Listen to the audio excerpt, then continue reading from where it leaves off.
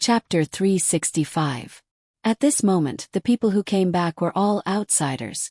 And just now, Luo Lao Furen had also told her some things that she didn't know.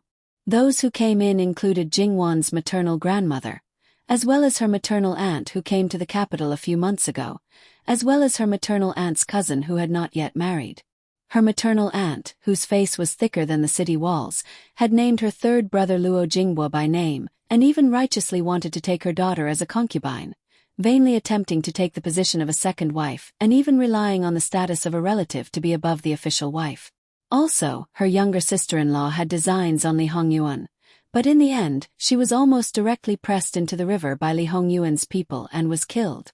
It wasn't that there weren't people who came to propose marriage because of Jingwan, attempting to climb up the ranks of Jin Qin Wang Fu in a roundabout way. Unfortunately, this maternal aunt didn't like the other party's family background at all. As for her younger sister-in-law, no one cared about her. Dragging it out until now, seeing that she was moving closer and closer to becoming an old lady, she still refused to leave the capital no matter what. Knowing that Jingwan didn't like them, they still shamelessly came to the Luo family's door today. It was nothing more than letting people see that they had a good relationship with Jin Qin Wang Fei, paving the way for the future. And the Luo family was worried that if they didn't let them in, they would cause a ruckus outside the door. At that time, the one who would lose face would not only be the Luo family, but also Jingwan. Of the three aunts, eldest aunt was naturally the most familiar with her and had the best relationship with Yuan Qiao. Speaking of which, Yuan Qiao was already married and her actions were quite swift. The main reason was that she had pushed it back until next year as she was slightly older. Another reason was probably that eldest aunt really liked the man. He was the son of the governor of the capital. After all, Luo Peishan had been promoted to Minister of Appointments, Jingwan had become Jin Qin Wang Fei, and Yuan Qiao's father was in the Ministry of Appointments. It was impossible for her status not to rise. The man who came to propose marriage naturally had a better family background, so it was normal for eldest aunt to be satisfied. Second aunt's family also seemed to be shameless. On the day of Jingwan's coming-of-age ceremony, they also schemed against Luo Jingbo. In the end, they implicated Luo Jingming and directly angered old Madame Luo, who forbade them from coming to visit again. Today they came to the Luo family because the Luo family didn't chase them away. As for third aunt, Jingwan really hadn't interacted with her alone before. She also hadn't interacted with her cousins in the family. Third aunt's temperament seemed to be a little indifferent to fame and fortune, and the children she brought up were more or less similar to her. Before the Lantern Festival of the first lunar month, the eldest cousin was pregnant again, and the second cousin also had good news. Now they were both out of confinement. The two babies were separated by 2 days, and they were both girls. The eldest cousin's first child was a boy, so it was not a big deal that it was a girl, but the cousin's in-laws were a little dissatisfied. However, with the Luo family's status, they did not dare to say anything on the surface. Because the child was young, they did not bring it along. These people basically came together. Although their expressions were as calm as possible, most of them were unable to express their emotions. Envy, jealousy, surprise could all be seen clearly. Not to mention, Madame Luo was an old and experienced person. She basically knew what was going on in a flash. What good things did Wan bring for grandmother today? Show me the gift list, Madame Luo said with a smile. The gift list for Madame Luo and the Minister of Personnel Affairs was already in the hands of Madame Luo's mother.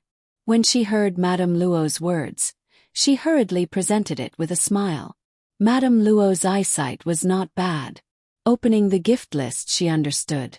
Sure enough, the gifts were too generous, causing these people to have different thoughts.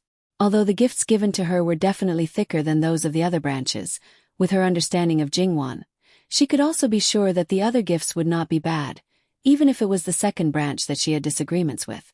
This granddaughter of hers, had never valued worldly possessions.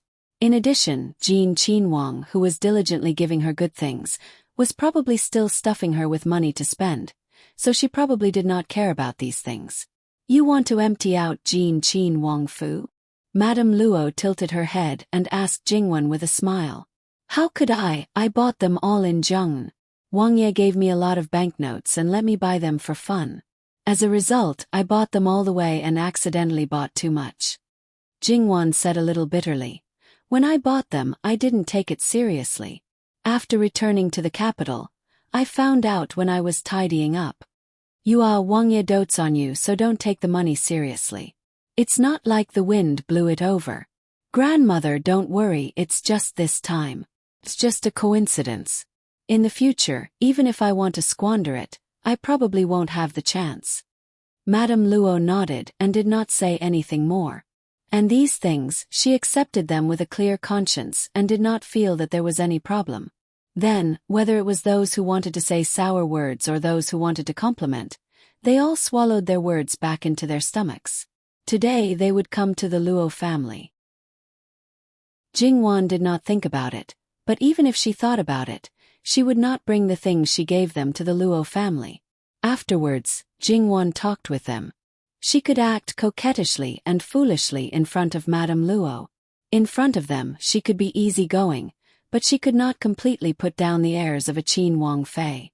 If people felt that a Qin Wang Fei was no different from an ordinary woman in the inner residence who could say anything and still reprimand her like a junior, then it would damage Li Hongyuan's face and even the dignity of the imperial family.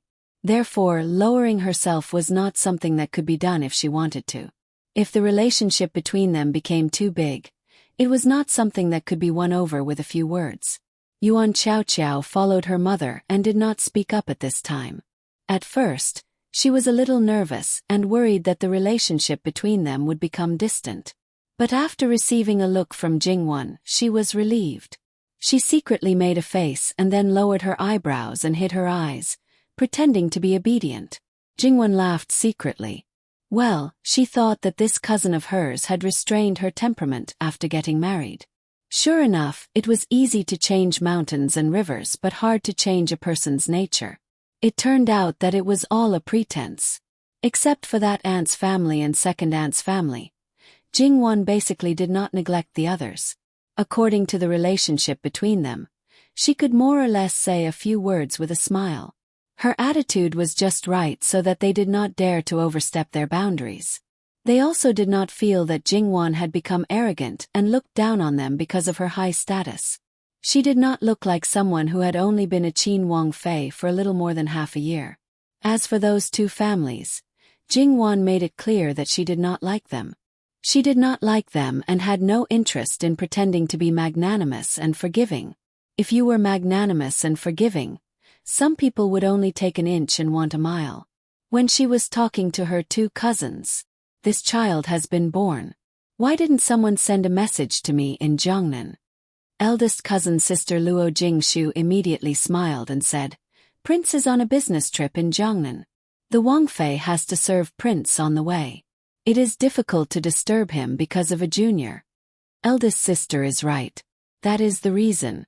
Luo Jingqiang also smiled and agreed. It is a happy occasion to have a son in the family. How can there be a disturbance? In any case, their Wang Fei's aunt will definitely come back. This gift will definitely not be lacking. Jingwen smiled and nodded. When we return, I will double the 3 baptismal gifts and the full moon gift. See, it was right not to say this before. There are so many things, aren't there? Luo Jingshu teased. Everyone else also laughed. The atmosphere was quite harmonious, except for some places that were not harmonious. When the children are older, bring them to the prince's mansion to play. Let me take a good look at them. Daughters are like little cotton-padded jackets. Take good care of them. In the future they will definitely be the best. Jingwen said meaningfully. Everyone was smart and naturally understood. Luo Jingshu tilted her head and glanced at Luo Jingqiang. She was still fine.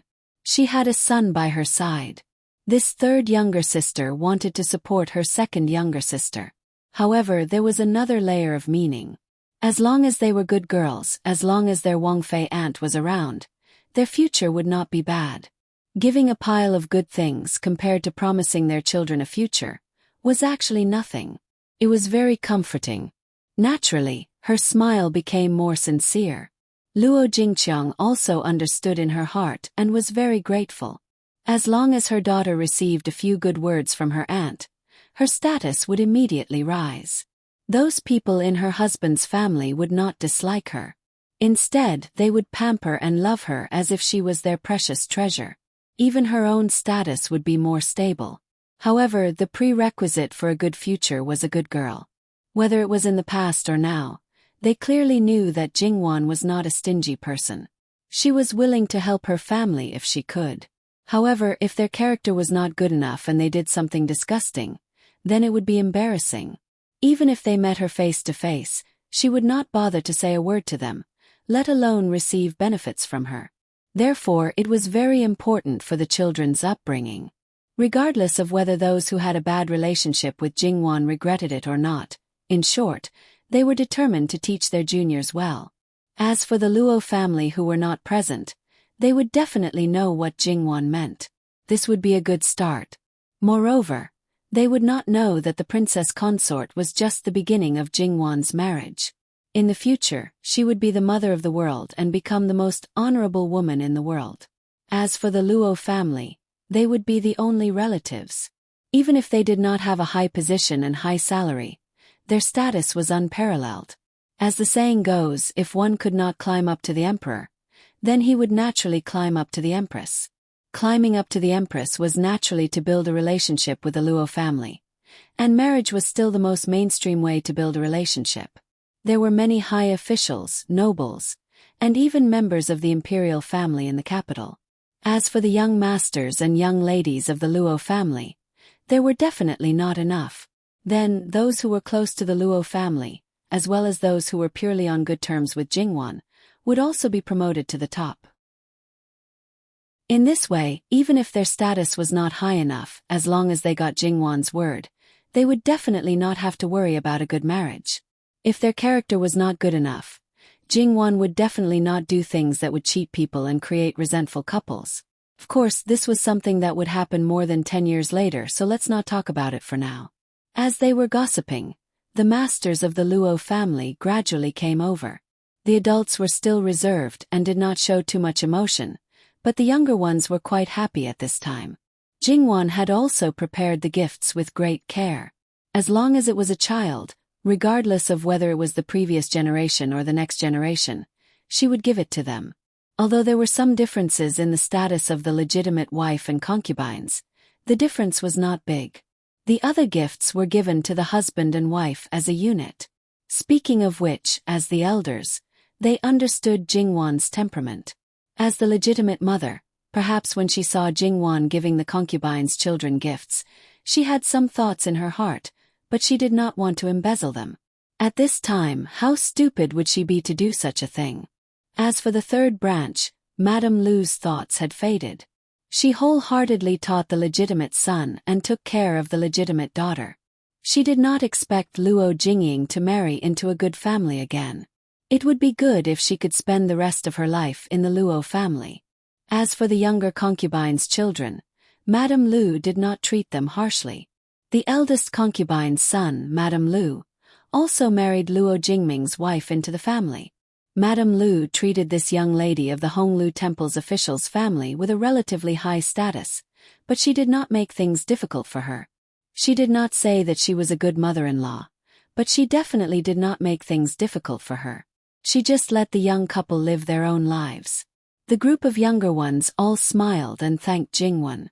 Older sister princess consort first, followed by older sister princess consort behind. The sweet-mouthed ones kept saying auspicious words, while the clumsy ones anxiously followed.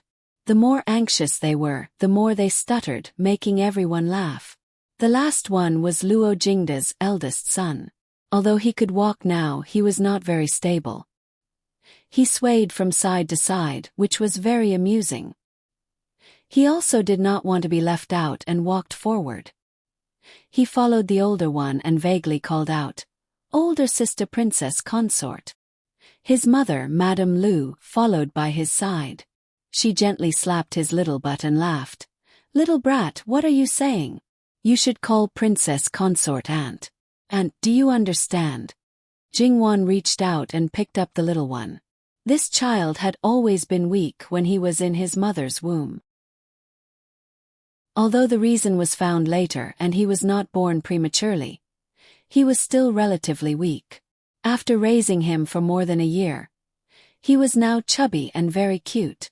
Princess consort, don't hold him. This little one is very active and his skin is tough. Be careful not to hurt him. How could I?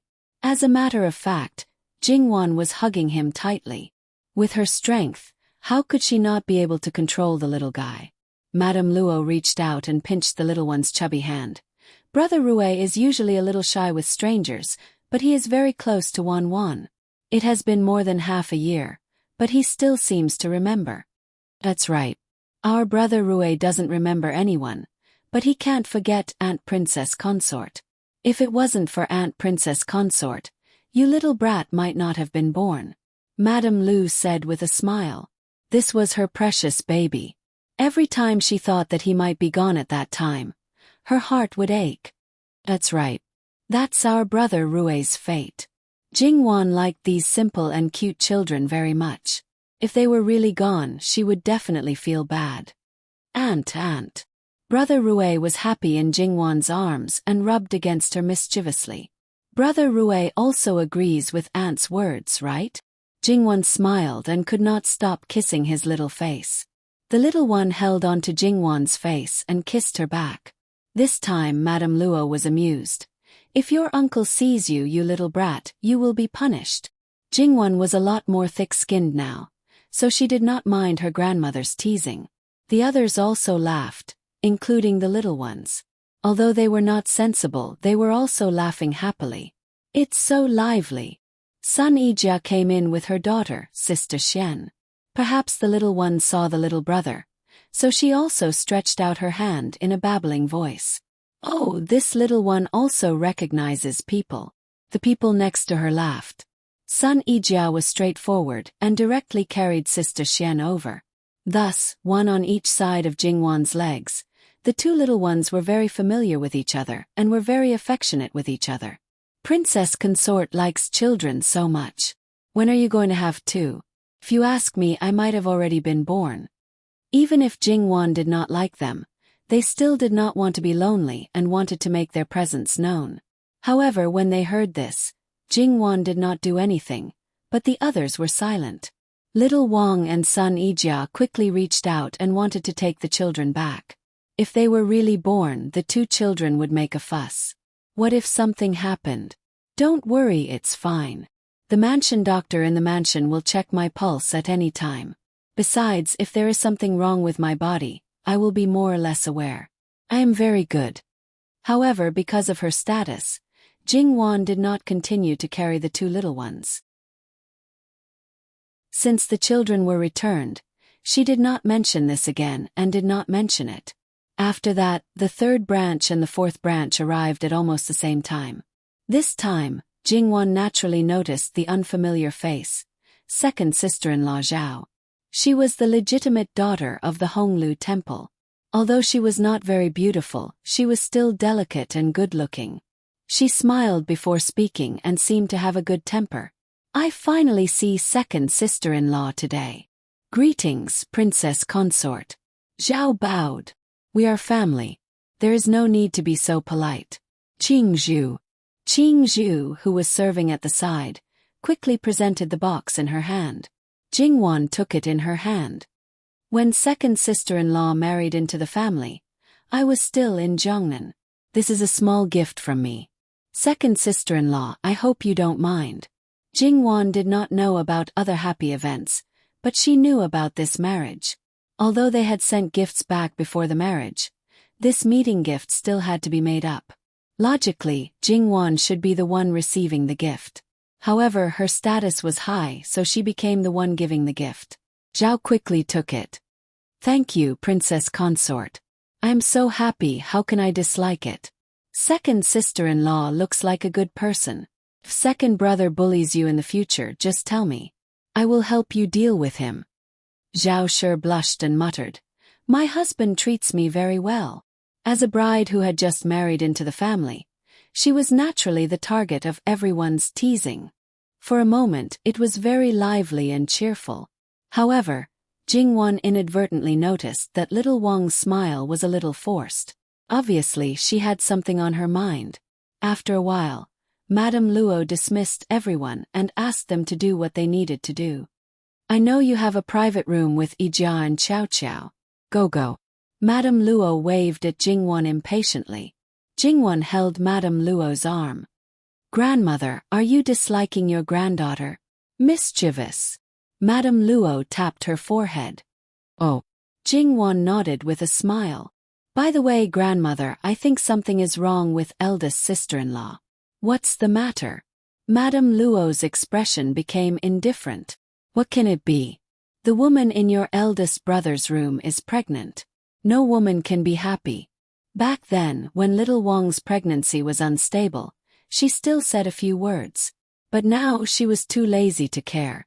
If she didn't care about her son's room, who would have the patience to care about her grandson? Jingwon frowned slightly and could only sigh. To be honest, even if he was her biological brother, she was already overstepping her boundaries by not allowing him to touch any woman other than third sister-in-law. There was no reason for her to care about her cousin. Grandmother, you can reveal that I don't like concubines. Madame Luo glanced at Jingwon and sighed. You're still the same. Jingwon didn't care. Can't help it. If I don't like it, I don't like it. No matter how many lifetimes it is, this won't change. Eldest sister-in-law is a good woman. If I can help a little, I will. I can't do anything more. However, if Wang Ye, my likes and dislikes, it will probably affect some people's career. Madame Luo didn't doubt these words. If Jin Qinhuang's feelings towards his granddaughter didn't change, then whether it was for Jingwon or Jin Qinhuang himself, the more concubines there were in the inner court, especially those who favored the concubines and neglected the wife, they would definitely not be able to gain any advantage in front of him. Not to mention other things. Zhen only guards one wife. What is the meaning of you courtiers hugging left and right? If his wife was unhappy, then he would cut them even more, cut them to death. https://www.bicken.com/11/11807/6654054. HTML chapter error. Please click here to report. No registration required. We will deal with it as soon as possible. After reporting, please wait patiently and refresh the page. Please remember the domain name of this book. www.bicken.com mobile version reading website. Chapter 366. Since Wan has said so, then this old woman will meddle in other people's business again. Who asked this granddaughter to be the apple of her eye? Moreover, this granddaughter of hers was not only for her sister-in-law, but also for the Luo family. The Luo family did not seem obvious now, but in the future, if there were no accidents, it would not be an exaggeration to say that it would be like adding oil to a fire. Everything had to be done carefully. There were some things that were completely ignored now, but in the future it would become worse and it would be easy for others to take advantage of. Grandmother, I'll have to trouble you. But it's better not to kill anyone, no matter if it's a big one or a small one, especially this small one. Because she has no right to choose, she is really innocent. In Jingwon's opinion, either she did not want to get pregnant, or if she did, she should not easily abort it. If it was because she had no choice, then it was fine. If it was purely for some kind of benefit, then it was ruthless. But if it was purely for some kind of evil, then it was absolutely unforgivable to let the woman suffer in the end. Do you think I don't know what you're thinking? Don't worry, this will be a lesson to him. If he is only afraid of affecting his future, then he will have a child and kill that Tongfang. This kind of person is not worth nurturing. Even if he can establish a household for a while, it won't last long. Jingwon suddenly thought of Patriarch Pei, who had worked hard all his life, putting benefits above all, and used the name of the family as a banner. In the end, before they returned to the capital, it was said that he was bedridden and could not get out of bed. That's enough, don't worry about these trivial matters. You're just doing chores in the prince's mansion and you have a bunch of people to help you. Now that you're back at home, you're worrying about this and that. What's wrong with you? If the prince finds out, you might not be allowed to come back in the future. Old Madame Luo patted Jingwan's hand. Go. He dares. Jingwan stubbornly retorted. Whether he dares or not, you know best in your heart. Old Madame Luo teased. Jingwan immediately wilted. That bastard really dared. Although she usually had the final say, but once someone became unyielding, she really could not change his mind. Old Madame Luo's mocking expression became more and more obvious. People like Jin Qinhuang, from some of his actions and style, could be seen that he was an absolutely powerful person with a strong desire for control. If he didn't want to make him listen to others for everything, it was simply a fool's dream. It was because she understood this point that old Madame Luo knew that he accommodated and pampered Jingwan's eyes. If one's mind was not firm, then one would be spoiled. If they were spoiled, their temperament would be different. To a certain extent, it would be easy for them to be annoyed by others. Then all the love and affection might be taken away. It would be fine if they didn't get it in the first place, but if they got it and it was mercilessly taken away, that would be a very cruel thing. No matter how a person's changes, even from one extreme to the other, if there was a person who remained the same from beginning to end, then that was an even more inconceivable thing. In this regard, old Madame Luo had never said anything to Jingwan. Firstly, even if this granddaughter was spoiled, she would not be that bad. Secondly, perhaps she was actually looking forward to seeing her granddaughter's spoiled appearance. The Haitang elegant residence was still kept. If there were no accidents, after 6 or 7 years, this courtyard would be given to Xianjie to live in. The so-called accident was that the 2 elders of the Luo family had both passed away in the past few years. The Luo brothers had split up and the second branch had moved out of this residence. The possibility of this accident should be relatively small. However, Jingwan also pondered in her heart. Later on, she would let Gong Jiu come to the Luo family to take the 2 elders' pulse. Jingwan now had more and more trust in Gong Jiu's medical skills. When Jingwan arrived at the Haitang elegant residence, as expected, Sun Yijia and Yuan Xiaoqiao were waiting there. Greetings, Wang Fei. The 2 pretended to greet her. It was clearly a very normal thing, but Jingwan suddenly felt as if she had been struck by lightning. That's enough, you 2. Are you deliberately making fun of me? When the 2 heard this, they stood up straight and giggled. You are now a proper Qin Wang Fei. As the saying goes, etiquette cannot be abolished. Alright, then you 2 can squat. Even if you kneel, I don't mind. In any case, I am a Qin Wang Fei. Can accept it. I'm not afraid of my lifespan being shortened. Jingwan brushed her sleeves and prepared to sit down. I'm calling you fat and you're panting. Sun Yijia said as she made a move to pinch her. Jingwan hurriedly dodged and the 3 of them laughed together. Because of their status, the gap between them disappeared without a trace. After a long while they sat down to talk. To tell the truth, when I saw Wan's previous appearance, I really felt that she wasn't on the same side as us. She was dignified and had style, making people not dare to act rashly. I'm really afraid that our relationship would become estranged. Yuan Xiaoqiao's heart was distressed. If it really became like that, it would be quite regretful. You're thinking too much. We still don't know what kind of person Wan Mimi is.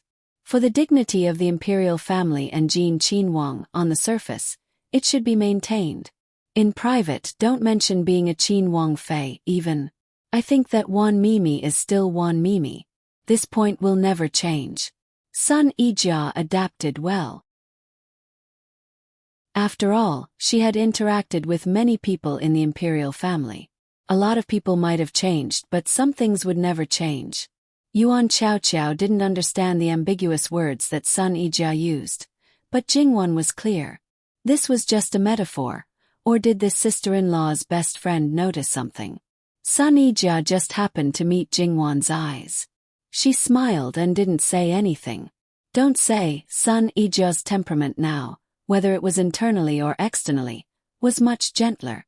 If compared to before Jingwon knew her, those who didn't know would definitely think that they were two different people. She used to be proud, distant, and aloof. Now she was gentle, and did things straightforwardly.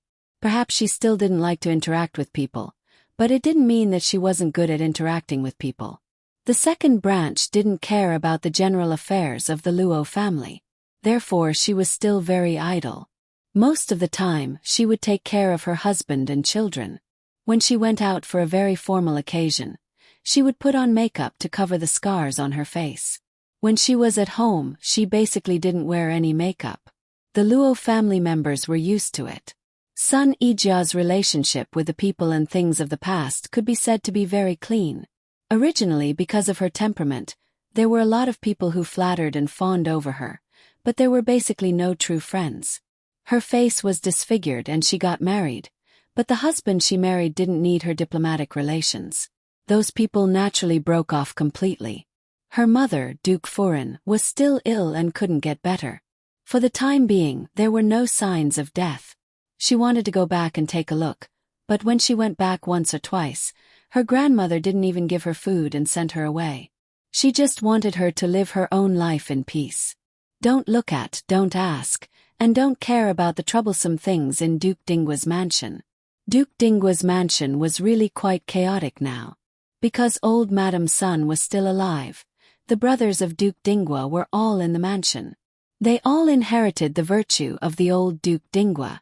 They were greedy and lustful, so naturally, there were many children. Among the brothers of the older generation, sisters-in-law, and the brothers and sisters of the younger generation, cousins and cousins, there were also cousins outside. Without the master to hold the line, all of them wanted to compete for power and profit. The original contradictions instantly broke out 10 times or 100 times. The men were busy with external affairs. Not only were they fighting with other factions, but they were also doing their best to be in power.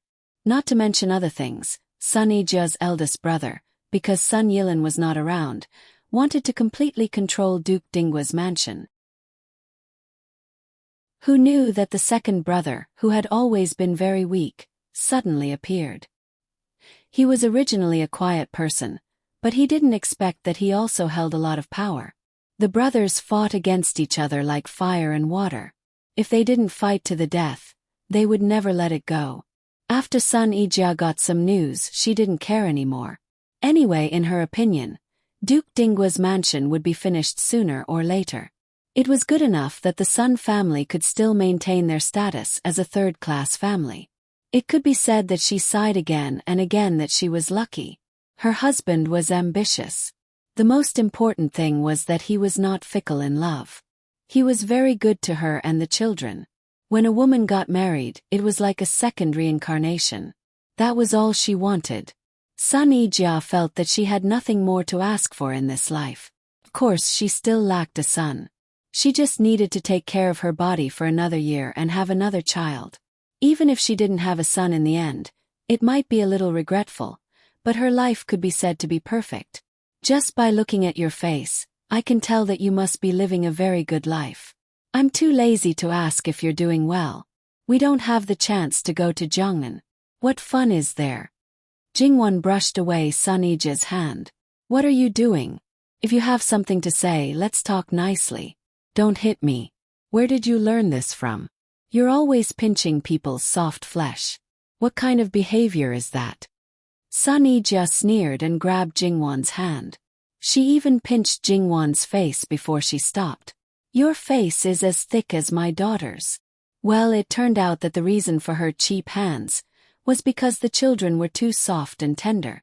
Therefore, she developed the habit of touching and pinching people's faces. Yuan Xiaoqiao's line of sight fell on Jingwon's exposed arm. She grabbed it and pulled up the sleeve. On the snow-white and delicate skin, there were red plum blossoms. What is this? What is it? That gaze was as if she had caught hold of something big. She was excited and excited. Jingwon was speechless at these two girlfriends who were becoming more and more strange. Married people don't know what this is. You don't have it on your body. Yuan Xiaoqiao choked on Jingwan's words. She coughed. I do have it, but it's not as exaggerated as yours. Jin Qinwang really likes Wan Mimi. Can finally rest assured. Sun Yijia acted as if she was marrying off her daughter. She was somewhat gratified and somewhat melancholy. I say you too, that's enough. Sure enough, unmarried girls were pure and innocent. After marriage they all became vulgar. Okay, I won't tease you anymore. Hurry and tell us about Jiangnan's scenery. Compared to before, Jingwan was more detailed now. Her attitude was also more casual. After all, they were of the same age. Moreover, they were close friends. As the saying goes, the things that can't be said to elders can be said to girlfriends. This mentality was completely different. Hiding the things that can't be said. Although Jingwan didn't speak in cadence, the two listened happily and yearned for it. If you want to go, it's not very difficult. Cousin won't talk about it. Your husband is sent out to Jiangnan. In any case, he's not the eldest son. It doesn't matter if you don't stay to serve your parents-in-law. It's even simpler for third sister-in-law. Just let third brother take you and your mother out. There's still more than a year before the next exam. It's just that it's easy to say. Sun Yijia reached out to pinch her face again. A good woman uses her mouth, not her hands. Jingwan glared at her. Then I'm really sorry. Your sister-in-law is a bad woman. Sun Yijia continued to pinch her with a smile. What happened to being a virtuous woman from a prestigious family? Her style had changed too much. Return the Sun Yijia of the past. Things are really not that simple. My family wants to let my husband stay in the capital and gain experience in the Hanlin Academy.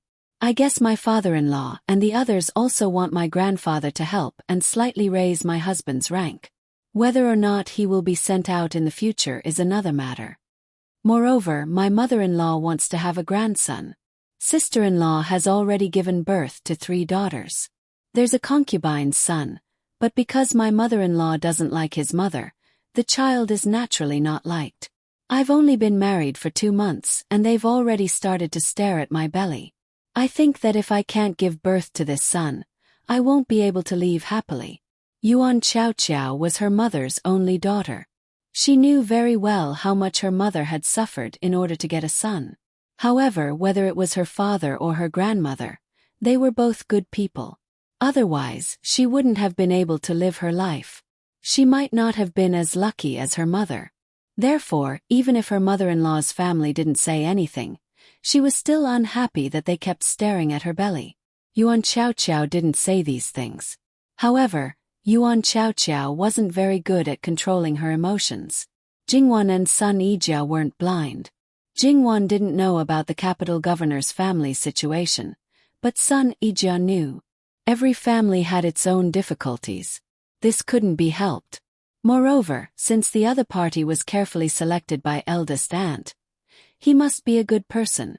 Jingwan didn't ask too much. You didn't tell me that you got married either. I'll make up for the dowry I gave you later. It's a big one. Yeah, then I won't stand on ceremony. Anyway, Wan, you're super rich now. It doesn't matter how much you give me. Obviously, Yuan Xiaoqiao didn't quite understand Jingwan's main intention. However, there was no need to fuss over such a small matter. It was fine as long as the person who should understand it understood. Actually, life now is very good. It's something I didn't even dare to think about in the past. Therefore, I'm very satisfied. Although I have some yearning for the outside world, I don't have to go. There's still more than a year before the next examination. It's better for your third brother to stay in the capital to prepare for the examination. After all, he has grandfather to guide him. Also, your third brother spends a lot of time on painting. This arrangement is good. If you want to go out and have a look, you can wait until your third brother leaves. Yes, Sun Yijia wasn't greedy. She really cherished what she had. I've painted some paintings. When you go to the prince's mansion, call Ling Shuang. I'll show you. Naturally, the two nodded happily. Speaking of Ing Shuang, how is she recently? She's nurturing the baby. She's been pregnant for about 6 months. She's put on a lot of weight. Jingwon chuckled. She's been gone for half a year. She's met with so many happy things. It couldn't be better if they were all happy things. When it came to children, it was inevitable that the topic would come back to Jingwon. However, before they could speak, Princess Consort, missing, requests an audience. A servant reported. Missing. Jingwon was confused. Where did this missing come from? Luo Xiying is an orphan in the clan. Didn't fourth sister die of an illness in Prince Rui's mansion? Third aunt lost her beloved daughter and wanted to adopt a girl from the clan to relieve her lovesickness. Unexpectedly, there was a girl in the clan who looked very similar to fourth sister. People would believe that they were twins. Coincidentally, this girl didn't have parents and relied on the clan to survive. Third aunt brought her back and raised her by her side. She changed her name to Xiying. Sunny Jia explained. Jingwon immediately understood. Sure enough, third aunt was worried about Luo Jingying being outside. As expected, she used the simplest method to bring Luo Jingying back to her side. Jingwon wasn't surprised that she came to see her. In fact, Luo Jingying was among the gifts she prepared. Please come in. Princess Consort, Missing is afraid of strangers. Does that mean that you can move? What is this? She is just a commoner. She came to visit the Princess Consort and asked the Princess Consort to move. How shameless must she be to do such a thing? Yuan Qiao said indignantly. Obviously, she didn't know the truth. However, this matter involved the reputation of the imperial family. It was best not to know. She believed that there were only a few people in the minister's mansion who knew about this. It's not a big deal. Maybe this girl is really a little timid. I'll just go and take a look. It seemed that Luo Jingying had something to say to her but did not want others to know.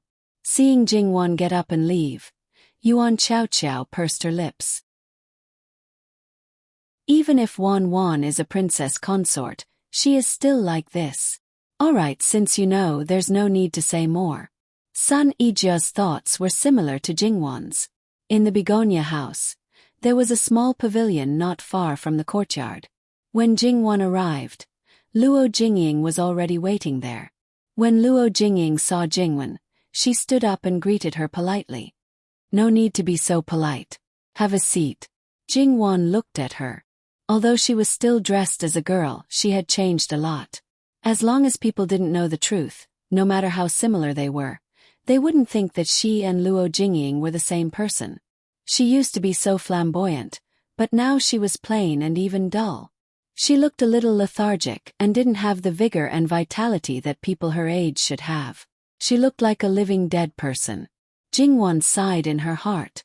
Luo Jingying was hateful in the past, but the damage she caused was limited. She had already committed suicide in front of her once. Selfishly, she let bygones be bygones. Of course, the premise was that she didn't do it again. Otherwise, there was no way she could be forgiven. Fourth sister, why did you want to see me? Although I look like Princess Consort's fourth sister, I don't deserve to be called by Princess Consort. Did she have to completely deny her past? Then I'll call you Xiying. If there's anything you want to say, just say it. Luo Jingying was silent for a moment. She probably didn't expect Jingwon to accept it so easily. If the others weren't like her mother, they would talk endlessly or ignore her. She looked at Jingwon quietly. In fact, until now, she didn't understand why there was someone like Luo Jingwon in the world. How could she forgive others so easily? I heard that Luo Jingying used to target you and scheme against you. How could you forgive her? Jingwon laughed. Even now, she was still fussing about this. It's just a child's quarrel. Moreover, it's your own life.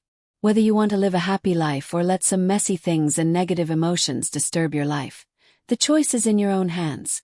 So, in the end, you still don't care about such a small person. Was she going down a dead end again? How she is has nothing to do with you, Xiying. Or is it because third aunt treated you as her substitute and you're not happy? Third aunt aside, Luo Jingying is Luo Xiying and Luo Xiying is Luo Xiying. If you think so, Then why did you let the Luo Jingying of the past interfere with the current Luo seeing? Seeing, you understand what I mean, right?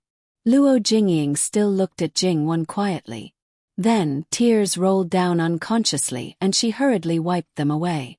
In fact, she hadn't cried since she woke up from her coma after committing suicide. No matter how hard her mother hugged her and cried, no matter what she said, no matter how sorry she was or how she would take good care of her in the future, she didn't feel anything. Now tears fell easily. She denied her past, but only verbally. Her heart was still brooding. Otherwise, if she really denied it and let it go, she wouldn't be like this now. Thank you, Your Highness. Her mother only said the same things over and over again.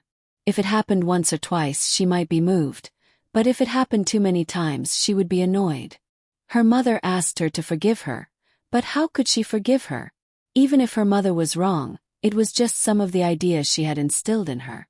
But she also knew that she was the one who caused the situation in the end. The more she said, the more she would hate herself and be angry with her mother. In the past, she would make a big fuss, but now she maintained absolute silence. It turned out that she could actually completely let go in exchange for a complete new life. I had a dream. I dreamed of Luo Jingying. She said that she owed Your Highness an apology and a thank you. She also hoped that Your Highness would be safe and have a smooth life. This humble girl will take her leave. Jingwon nodded. You too. Luo Jingying left. As for whether she would truly be reborn, it was up to her. Jingwon returned to the inner courtyard. Sunny Jia and Yuan Xiaoqiao were chatting. When they saw her, they asked. She left so quickly. It was just a matter of a few words. She naturally left after saying that. Jingwon sat down. What happened in the capital in the past 6 months? Actually, it's nothing much. It's probably because of what happened in Jiangnan that His Majesty didn't go to the Summer Palace. In any case, because His Majesty was in a bad mood, the imperial court and the imperial harem were all covered in dark clouds. Speaking of which, it has nothing to do with us. And people like grandfather, who didn't get involved in such matters, were also very calm. What's more interesting is that their concubines are all from opposing factions. For example, Prince Rui's 2 concubines. One is from a closely connected family of Duke Ding's manor by marriage. The other is from the Marquis Champion's manor and is Princess Gong's younger cousin. Prince Kang's concubine is the niece of the right Commander-in-Chief Shen Shuhan. The other concubines are basically in similar situations. The one with the least impact is probably Prince Wu. After all, because of his weak body, he didn't interfere with the imperial court's matters at all. Thus, it doesn't matter which family he marries. Speaking of which, these Wangya left the position of concubine largely because they wanted to rope in connections through marriage at crucial times. Now, they were lifting a stone and smashing it on their own feet. It's a pity that those concubines have purely become the family's abandoned children. And as people from opposing factions, their husbands can't possibly treat them well. Those who have a bit of conscience may be raised as ornaments in the inner courtyard. Encountering those who fly into a rage out of humiliation and take their anger out on them, who knows what kind of state they will be trampled on. Jingwon's voice was indifferent. In her heart, she hated Lu Qingdi's way of doing things. This way of doing things, other than harming those innocent women, could it have the effect of a copper coin? Even if the method of using in-laws to rope in people was curbed, there would still be other methods. Did he really think that his sons would be obedient? Isn't that so? Sun Yijia's heart was distressed. Wan, now that you're back, will His Majesty also directly appoint 1 or 2 concubines for Prince Jean? No matter what, Prince Jean is her most beloved son. She can't favor one and discriminate against the other. Yuan Xiaoqiao looked at Jingwon with some worry. Prince Jean cursed his wife. With that fate of his, it's already not bad to be able to meet Wan Mimi. Forget about those women with low status in the past. They don't have any status. Among the noble ladies, he still wants to hug them left and right. Dream on. With a wife like Wan Mimi, if he still does something to let Wan Mimi down, he should be struck by lightning. Sun Yijia's expression was cold. Yuan Xiaoqiao was a bit surprised by Sun Yijia's sudden change in attitude. "Yijia, you have an opinion about Prince Jin?" Although his reputation was bad before, after he was engaged to Wan, there didn't seem to be any news of him having an affair with other women. Now it seems that he's treating Wan quite well. Can't we slightly change our view of him? "I don't have an opinion about him. I have an opinion about Wan Mimi's husband. As Wan Mimi's husband, no matter how much he does, it's not enough. No matter how well he does, it's not good enough." Don't mention Yuan Xiaoqiao, even Jingwan was a bit speechless. What was this? It seemed that she didn't have such high expectations for her own husband. "You don't have to worry. If there really is such a matter, we will deal with it." At this moment, Jingwan thought of another matter. She vaguely knew where she was wrong. She rubbed her temples somewhat helplessly.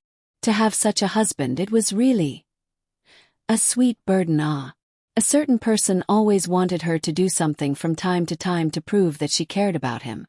Was this a lack of security or what? It shouldn't be possible that he didn't have a sense of security. After all, in this kind of background, she didn't have a choice. She couldn't get a divorce, and she couldn't have a second spring. As long as he didn't let go, she could only be held in the palm of his hand. In the countryside, there might be cases of married women eloping with others. For someone like her, if she dared to do that, on the surface she wouldn't exterminate the family for the sake of face, but behind the scenes she would definitely kill your entire family. Not to mention that the success rate of eloping was extremely low. Even if it was successful, she would still be able to find you at the ends of the earth. Therefore, the one who didn't have a sense of security was a woman, not a man. Even now, she wouldn't feel insecure, okay? Therefore, it was purely his heart's paranoia. Thinking of all these, Jingwon hooked the corner of her mouth and laughed to herself. That man was really becoming more and more attractive. "What are you thinking about that you're laughing like this?" Sun Yijia couldn't help but want to pinch her. Jingwon brushed away her hand. Go to one side. Is there anything else?" That smile on the corner of her mouth couldn't be suppressed. The two people at the side looked at each other. With such amorous feelings, it would be strange if there was no problem. It seemed that Jin Qinwang treated her better than they expected. That's fine, they didn't need to worry about it. The other matter, it's probably that the Zhong Qinwang Fu caught fire and suffered heavy casualties. Ruan Fengfei was directly burned into charcoal, and the other two Zifei of the Zhong Qinwang also lost their lives. It's just that one died on the spot, and the other held on for a few more days. The Zhong Qinwang himself could be considered lucky, but his injuries were also very serious, and he is still recuperating. As for the many heirs of the Zhong Qinwang Fu, only 2 or 3 were saved, but they were basically infertile.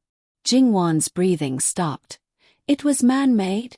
If it was just an accident, how could the casualties be so heavy? Many people thought so, but after investigating they couldn't find the real culprit. In the end, they had to settle this matter as an accident. Jingwan slightly frowned. This matter was obviously problematic, and Jingwan's first reaction was that it was Ruan Fengfei's doing. However, Ruan Fengfei was trapped in the backyard of the Zhong Qinwang Fu and was all alone.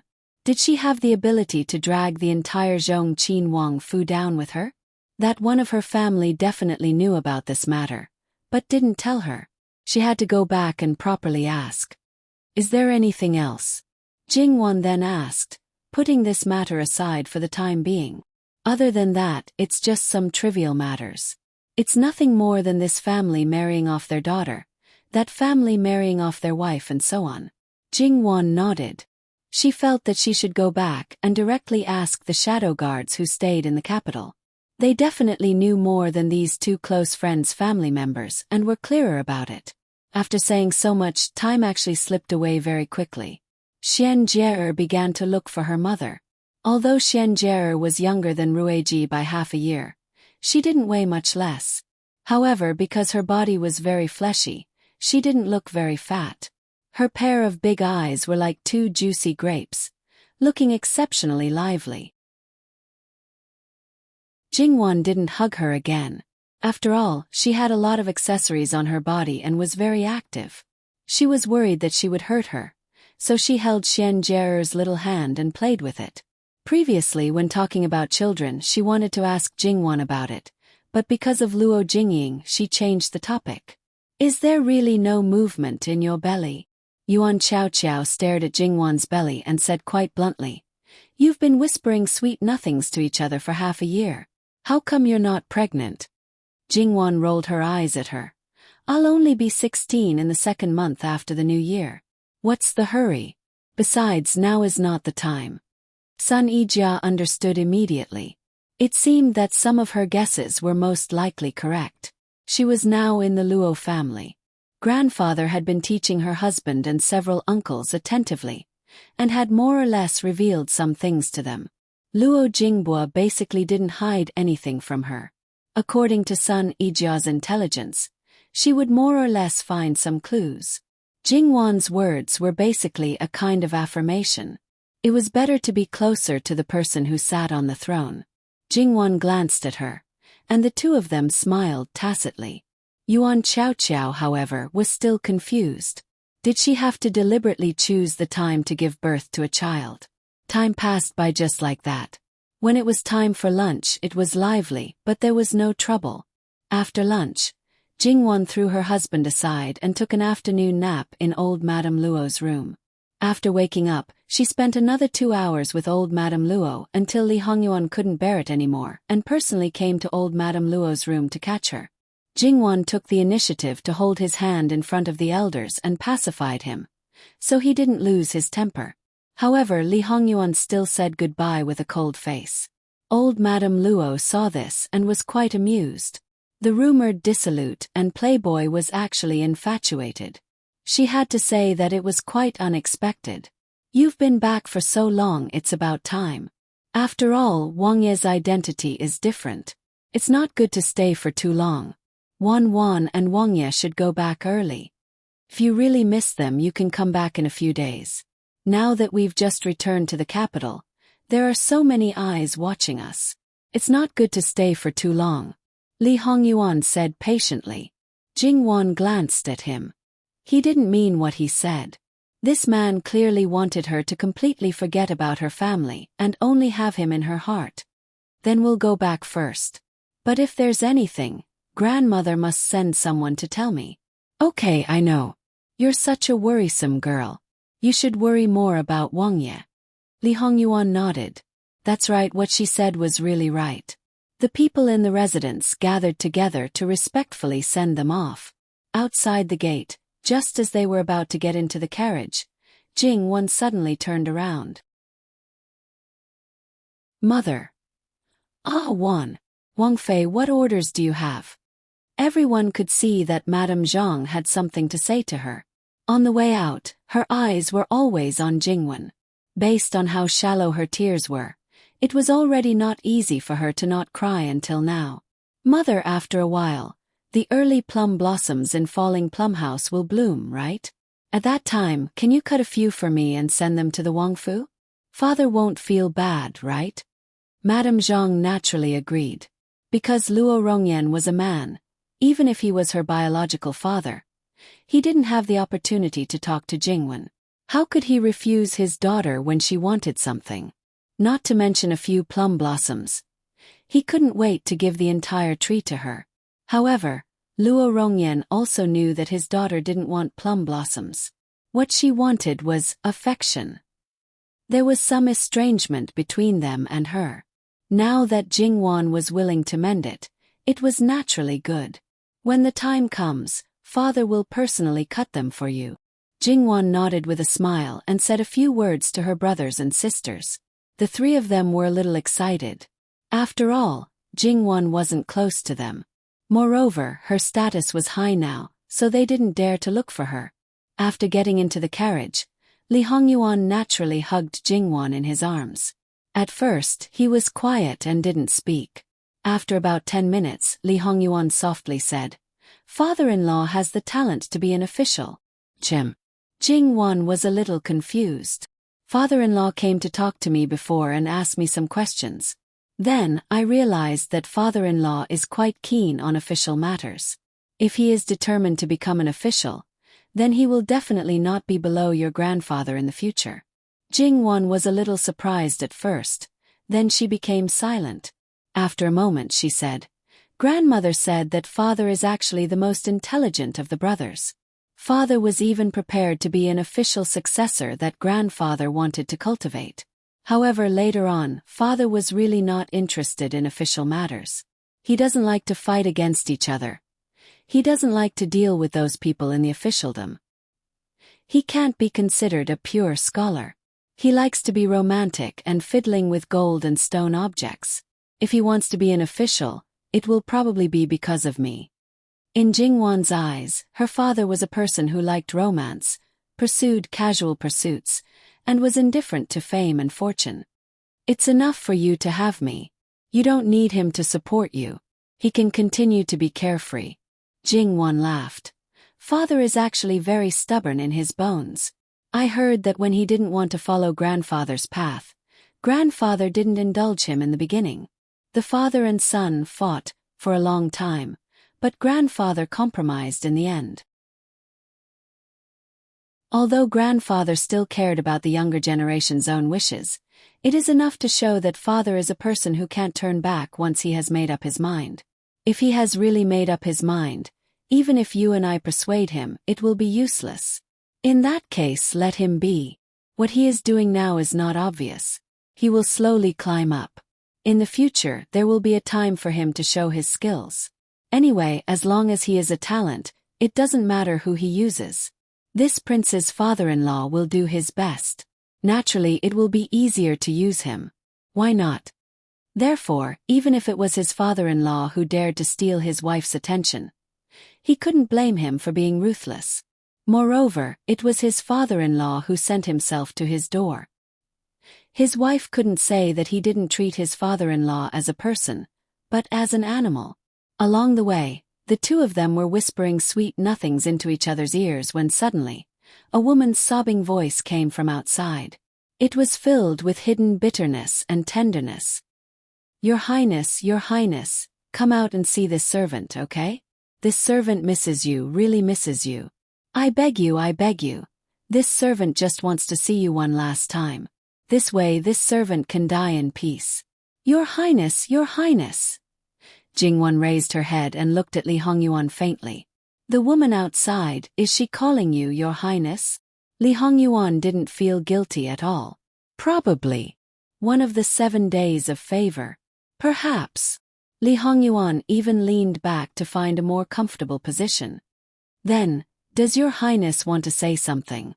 What should I say? Isn't this Wan's matter? This prince doesn't need to remind Wan of this kind of thing again and again. https://www.bicken.com/11/11807/6654058. HTML. Please click here to report. Registration is not required. We will deal with it as soon as possible. After reporting, please wait patiently and refresh the page. Please remember the domain name of this book. www.bicken.com mobile edition.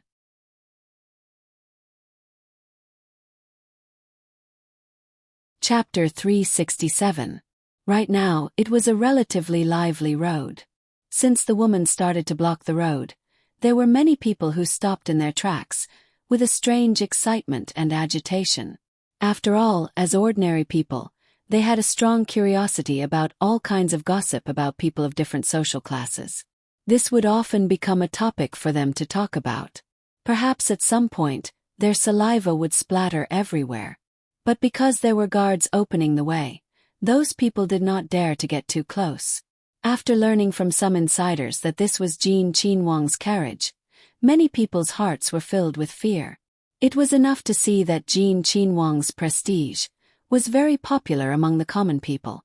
However, today, Jin Qinhuang Fei was returning to her maternal home. Jin Qinhuang might not be in the carriage, but Jin Qinhuang Fei would definitely be there. Inexplicably, some people became excited again, as if they were injected with chicken blood. What fear was temporarily thrown to the side. There were only two words floating in their minds. Big show. It could be said to be calling for thousands of times. Of course, they only dared to say it in their hearts. The curtain of the carriage was finally lifted. These ordinary people had never seen Jean Qin Wang Fei before. But, looking at this imposing manner, she should undoubtedly be Jean Qin Wang Fei. Not to mention other things. Just seeing the true face of a Qin Wang Fei was enough to show off for a while. She was beautiful and was different from them. She looked gentle and soft, kind and amiable. This kind of woman, as long as it was a man, they would be willing to take good care of her. They only dared to think about it and would never have any blasphemous thoughts. But how would Jean Qin Wang Fei deal with this matter? They were afraid that she would suffer a loss. However, when this Qin Wang Fei opened her mouth, it was completely different from what they had expected. Most people's hearts were only left with astonishment, followed by fear. When Jingwan's voice fell, the people who had a good impression of her immediately changed. Vicious, femme fatale, one may know a person's face but not their heart, and so on. A dignified Qin Wang Fei unexpectedly did not have the capacity to tolerate people. She was just a woman who had once served Jean Qin Wang. Even if she was not happy and did not want to see her, she could just send her away.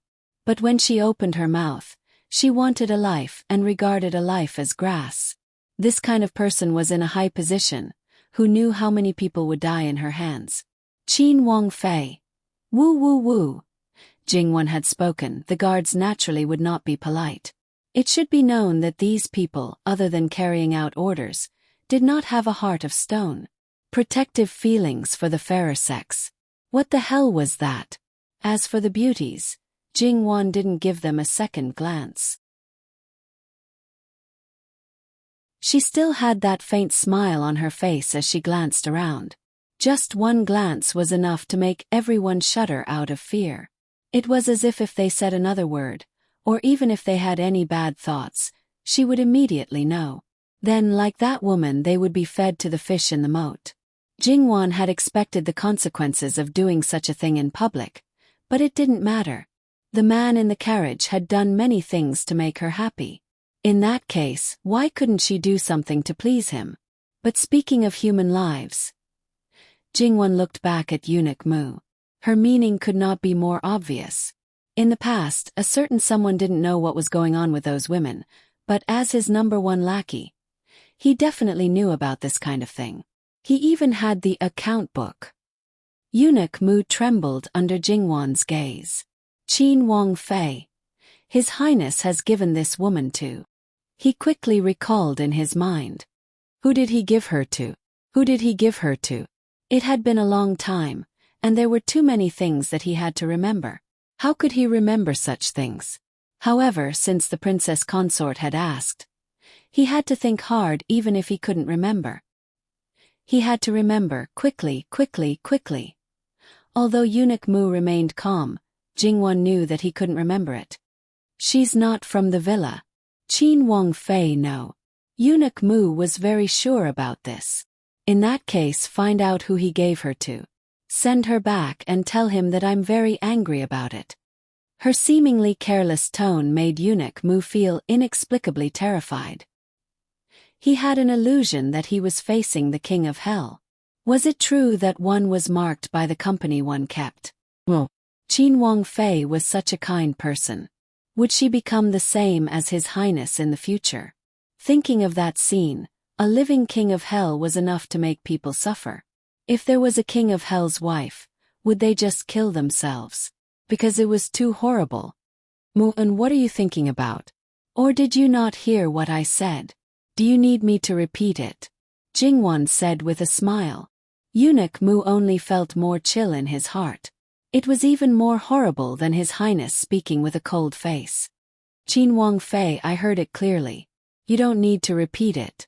Very good. Do it quickly. Jingwan stroked her sleeves indifferently, turned around and entered the carriage. Then she saw the living King of Hell, who supported his cheek with one hand and smiled extremely seductively. Jingwan felt helpless and amused. She walked up, leaned over, put her forehead against his and whispered, "Are you satisfied?" Li Hongyuan reached out and put his arm around Jingwan's waist. With a little force, he pulled Jingwan into his arms. "Wanwan, what are you saying? If someone wants your husband, shouldn't you get rid of them all under normal circumstances? But at this time, it's not a matter of whether I'm satisfied or not, but whether you're satisfied or not. Wanwan, you're protecting your own interests." It was not the first time that Jingwan had learned someone's virtue of pretending to be obedient after getting benefits. As long as you're happy. So Wanwan is not happy. You're the one who should be happier. Yes, I'm very happy. I'm very happy. It was not because she got rid of her rival in love, but because of this man. She put her arm around his neck, and the tip of her nose intimately rubbed against the tip of his nose. Then she kissed his lips without hesitation. The tip of her tongue slid open his lips, and knocked open his teeth. After being married for more than half a year, she was often pulled by someone who was good at kissing to practice. Even if Jingwan was not perfect, she was at least 70 or 80%. It was more than enough to take the initiative once in a while. Li Hongyuan narrowed his eyes. Although he did not know what touched his little heart, his wife was so active and enthusiastic. It was a rare benefit. How could he not enjoy it? His eyes were unusually soft. He just catered to Jingwan's movements and did not take back the initiative. However, Jingwan was still a little weak in this aspect.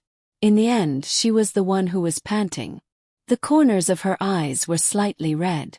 She buried her head on Li Hongyuan's shoulder, relaxed her body softly, and calmed her breathing. Li Hongyuan's desire was obviously aroused by her, but it was not a good time to continue doing anything. Li Hongyuan stroked her back again and again. When Jingwan regained her calmness, she straightened up and looked at Li Hongyuan with a smile. "Prince, there are some debts. Shouldn't we settle them?" Originally, it was very hurtful to bring up old debts. Even if she was unhappy, there was no way to change the past. So it was best to let it go. However, if she did not bring it up, the person who was carrying a debt would be unhappy. Fine, she would settle it properly. Once it was settled, it would be clear whether he would be more unhappy or not. At that time, it would be clear at a glance. Then, she would just treat it as a kind of pleasure. "Oh, what does Wanwan want to settle with your husband?"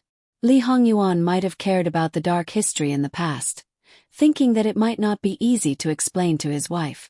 But now, Tiske, he couldn't be any calmer. It even became an excuse for him to trouble Jingwan. It was clearly his fault, but he was more righteous than anyone else. "Come, let's talk about your 7 days of love first." "What do you mean, what's the matter?" "Just that. Such a simple thing. Wanwan is so smart. Do you still need to explain it?" Jingwan gritted her teeth. "This bastard. Oh, so there's no deeper meaning. So, Yuan is not an ordinary person who likes the new and hates the old. Wanwan's words are wrong. Your husband has nothing to do with the phrase, like the new and hate the old. Once I've decided on someone, I'll start to like her from the new time, and then I'll continue to like her no matter how old she is. And in my eyes, she will always be new and will never fade." Li Hongyuan held Jingwan's face with one hand, and his eyes were unusually gentle. "I like the new and hate the old because, no matter if it's new or old, it can't arouse your husband's attention at all." Jingwan was almost charmed again. Bringing up old debts could make him express his loyalty in disguise. It was really enough. Oxhead despised her. Then she looked at Li Hongyuan. This bastard was actually laughing. He was clearly laughing at her weak willpower and being so easily charmed by men. Jingwan opened her mouth and took a hard bite. Hiss. Li Hongyuan seemed to suck in a breath of cold air, and looked very painful. Jingwan really thought that she didn't have a sense of propriety. She quickly reached out to rub it. Pure concern made her confused.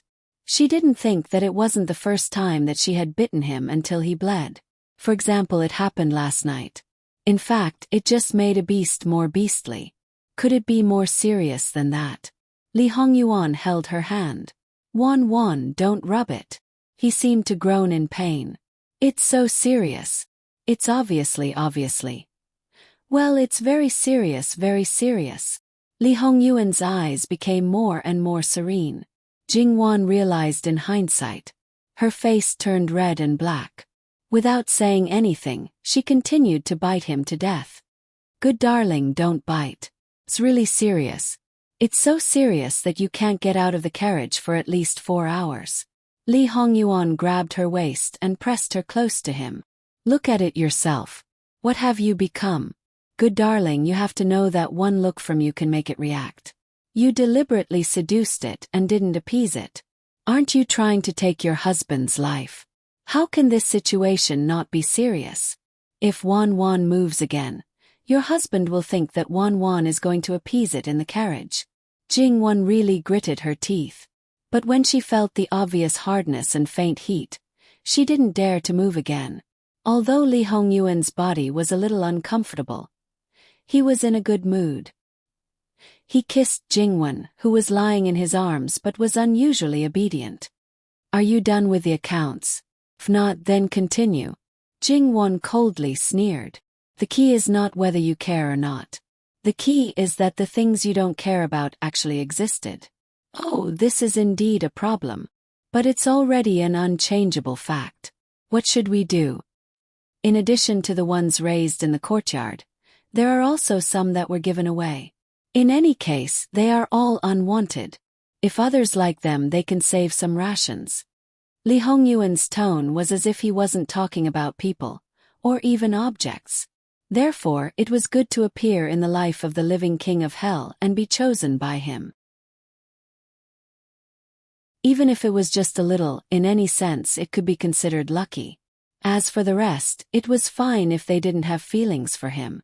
But if they did, then it was destined to be the greatest tragedy. Jingwan thought that she was the luckiest one out of all of them. She got his attention, got his feelings, and got his everything. However, in Li Hongyuan's heart, the luckiest one was herself. It was she who let him know that in addition to benefits, schemes, and harm, there was also warmth and selflessness. There were also things that made people sentimental. These things gave him a new lease of life. It even gave him a second chance in life, prevented the tragedy, and had no regrets. Ah Yuan, your possessiveness is so strong. How can you tolerate your beauties under other people's bodies? Li Hongyuan abruptly lowered his head and pinched Jingwan's chin, forcing her to raise her head. His eyes became unusually dangerous. Wan Wan, do you think that in this world, as long as a woman has a bit of beauty, no matter what background or status, they can touch Ben Wang's body? Is it not so? Jingwan knew that he was angry, but she continued to stroke the tiger's whiskers, innocently blinking her eyes. According to the rumors, as long as it's a beauty, no matter if it's a good background or a lowly one, no matter if it's a pure body or a mortal body, sisters are too common, mother and daughter are the real beauties. Even if Jin Qin Wang destroys a family, he still wants to get his hands on them. Li Hongyuan approached her, his warm breath brushing against her face. He gently sniffed like the top predator, confirming the delicious food and thinking about where to start. Jingwan really had a feeling of being completely suppressed, unable to move. Then Wan Wan, do you think they're worthy? Worthy? His voice was soft and low, as if it was the most sincere words of love. Jingwan couldn't stop goosebumps from rising all over her body. She didn't know if it was because of fear or because of some kind of tremor, but her head involuntarily moved back, as if she couldn't bear it, and moved her body. Unfortunately, she couldn't escape the absolute control of the King of Hell. Wan Wan hasn't answered me yet. Are they worthy? What was called second sickness, this was it. It was clearly his own glorious deeds, and it was also his own agreement to settle accounts. Now he didn't allow others to say it, saying it would step on the reverse scale. Jingwan chuckled and reached out to hook his neck. Of course they're not worthy. In this world, other than me, who else can touch your body? You're mine, and you can only be mine. Whoever dares to move, whoever dares to come close, I'll take their life. As she said this, she suddenly pushed Li Hongyuan back, lifted her leg and straddled his waist, pressing him down on the couch. Her hands were on his collar, and she slowly pulled it to both sides. She leaned over and kissed him on the lips, following the corner of his mouth along his cheek, all the way to the side of his neck. Mine! His mental illness had acted up, and she couldn't escape no matter what. Since that was the case, she might as well do it herself. Anyway, Jingwan was also inexplicably moved. However, this smoothing action was too smooth. And it was already full of skill points. This was like the reversal of roles. And this perverted lunatic only felt abnormally happy. It was as if every pore on his body was relaxed, and his entire body was moaning inside and out. He liked to control everything about Jingwan and vice versa. He also liked to be controlled by his true love. The most intimate contact was not only pleasurable to the body, but also to the soul. And the final result was that Jingwan delivered herself to him and was eaten clean by him. She didn't have much time to take the initiative. It wasn't that a certain someone didn't want to cooperate, but that he didn't have the ability to do so. Too extreme pleasure in a short period of time. This had never happened before. Li Hongyuan was also worried that Jingwan wouldn't be able to take it, so he restrained himself. Usually he wouldn't go overboard, and if he did, he would at least rest for a few days. This time he really went overboard. When Jingwan was carried down from the carriage by Li Hongyuan, the carriage had already stopped in the prince's mansion. It was very close to the main courtyard, and the horses had all been unloaded. The surroundings were also very quiet, and almost no sound could be heard. The sunset in the sky was almost dim. Jingwan was wrapped tightly in a blanket by Li Hongyuan, but his clothes were very casual. The chest area was wide open, and the marks on it were abnormally obvious. Casual, decadent, and satisfied, coupled with that incomparably handsome face, it was even more seductive than usual. Even the group of servant girls who didn't have any thoughts about him couldn't help but blush, and their hearts beat faster. They all lowered their heads, not daring to look at him. Not to mention them, even the bodyguards, even the shadow guards who could be said to have severed all 7 emotions and 6 desires, seemed to be affected by the atmosphere, and were somewhat restless. Jingwan's mind was blank.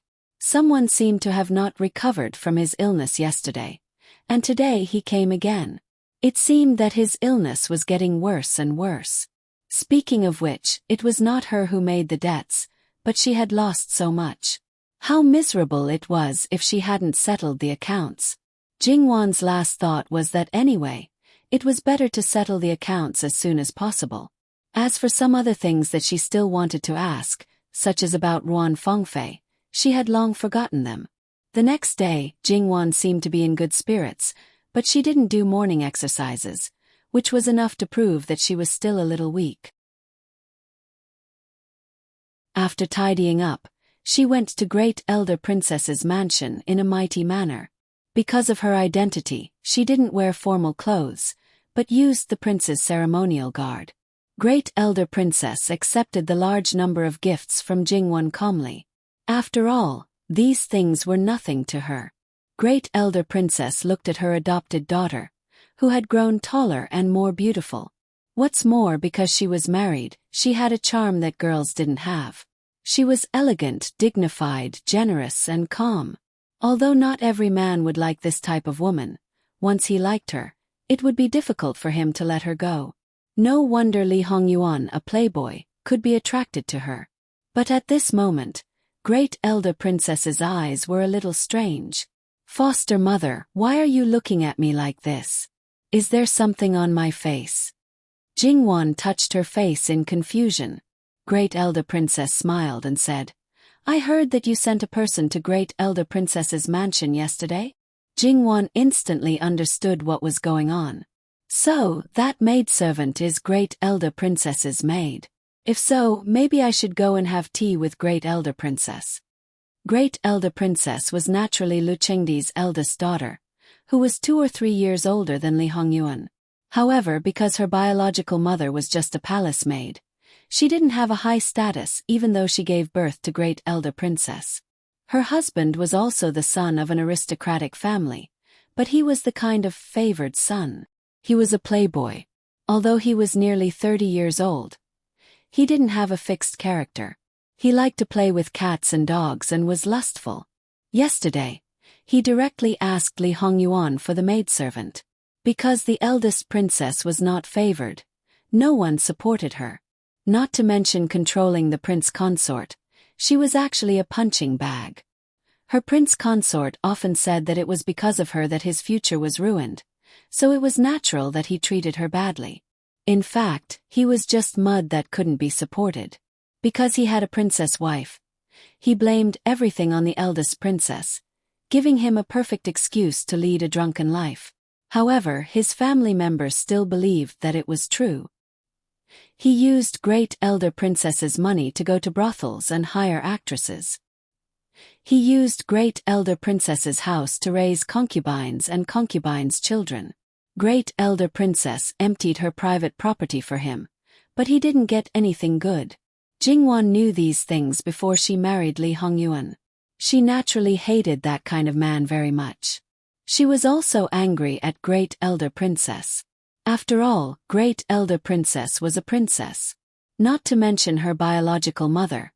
Half of her blood was His Majesty's blood.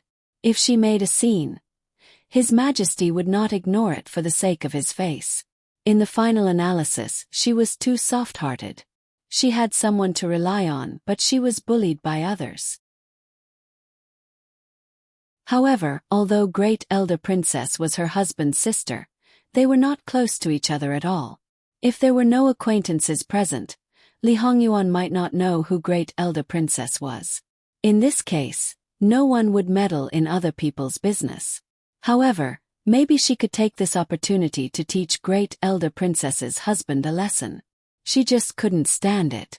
Great elder princess was speechless. Her daughter's idea was too unusual.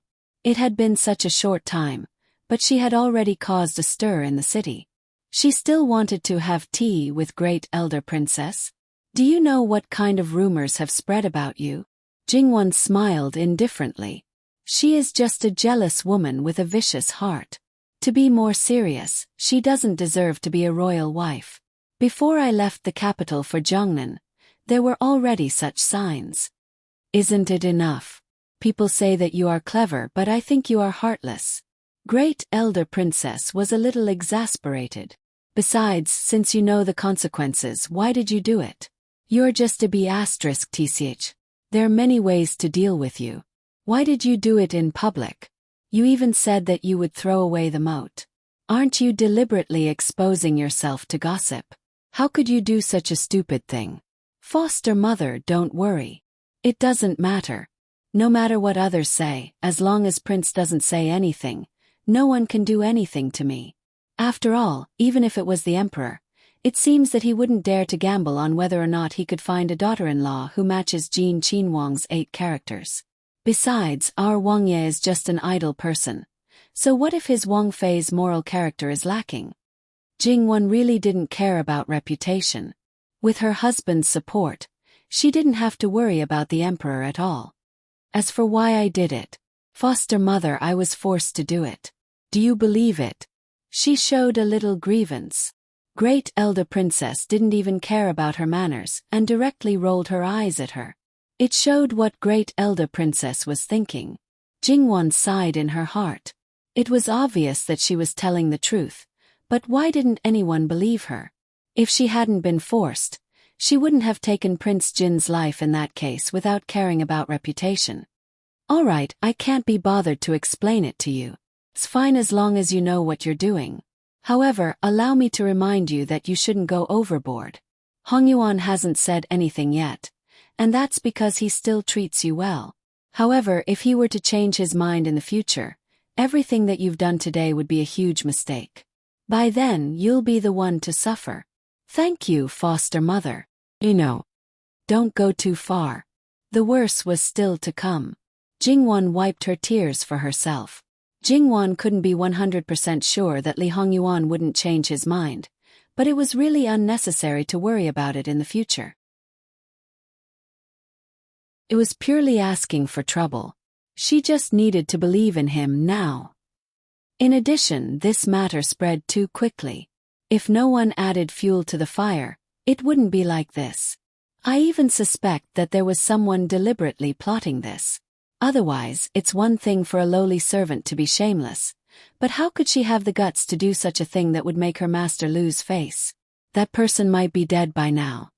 What great elder princess thought of, Jingwon naturally also thought of. Foster mother, you probably have heard about what happened in Jongnan.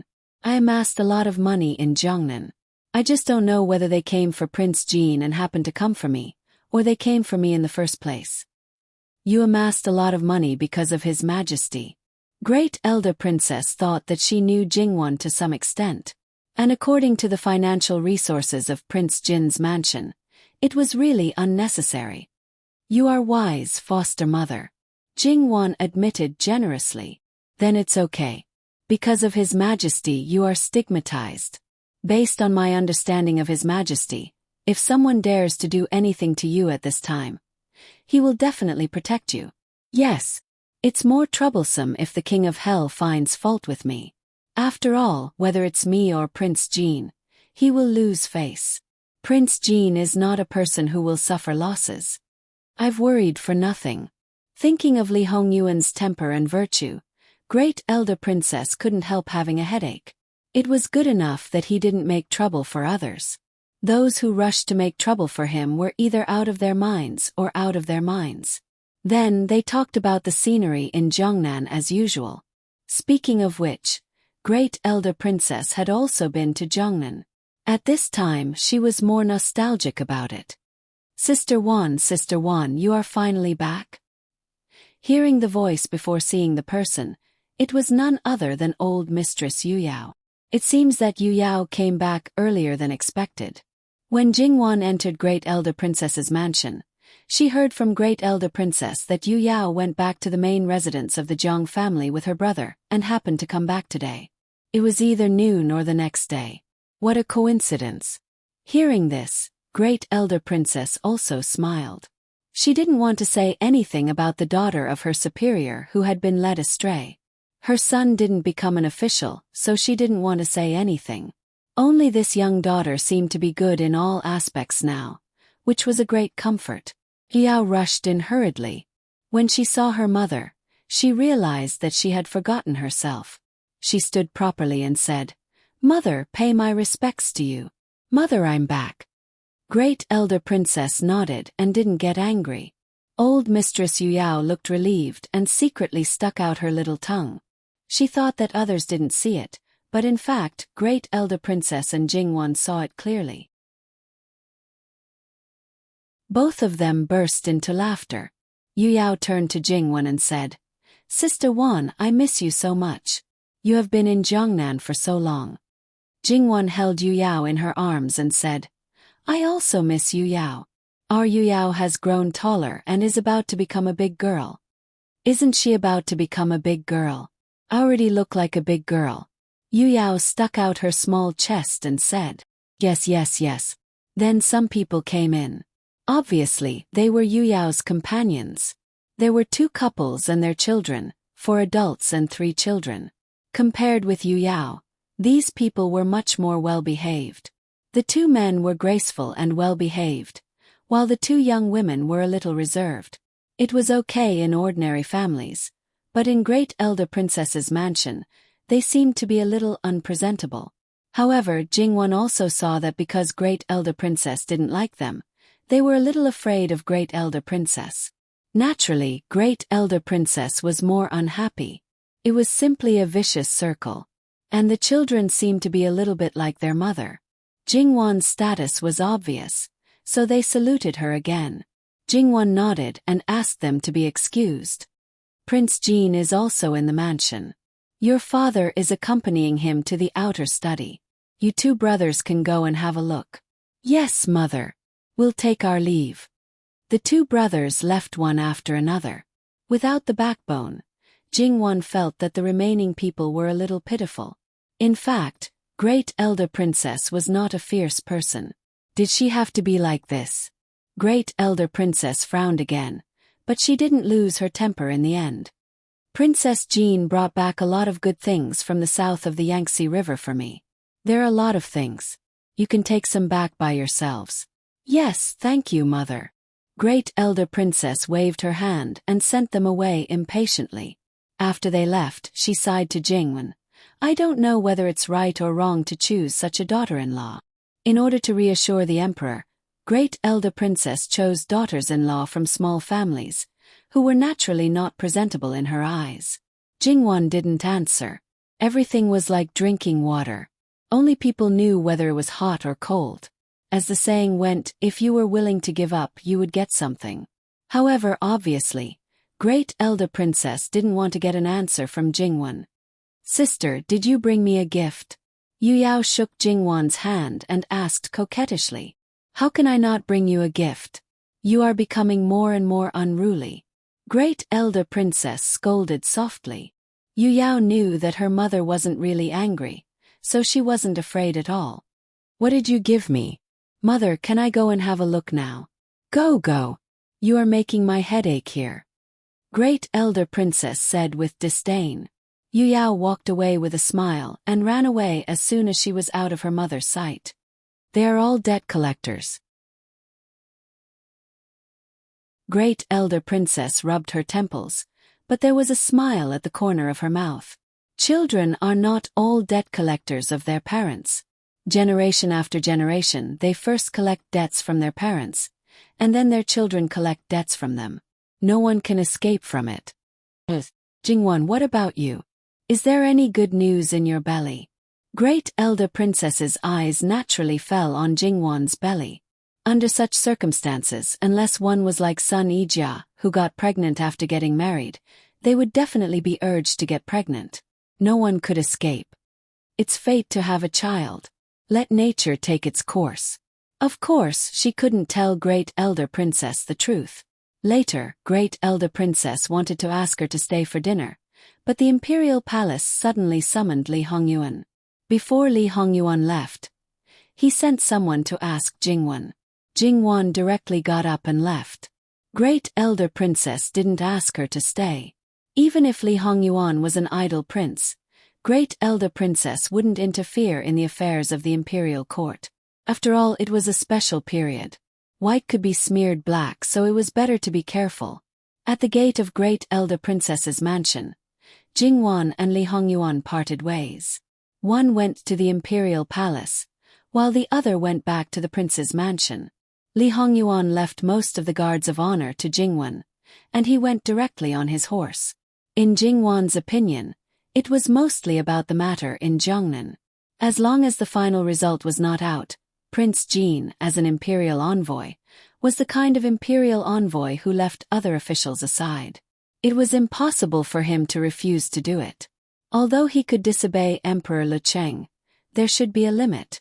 It would be bad if Emperor Lu Cheng issued an imperial edict to invite him.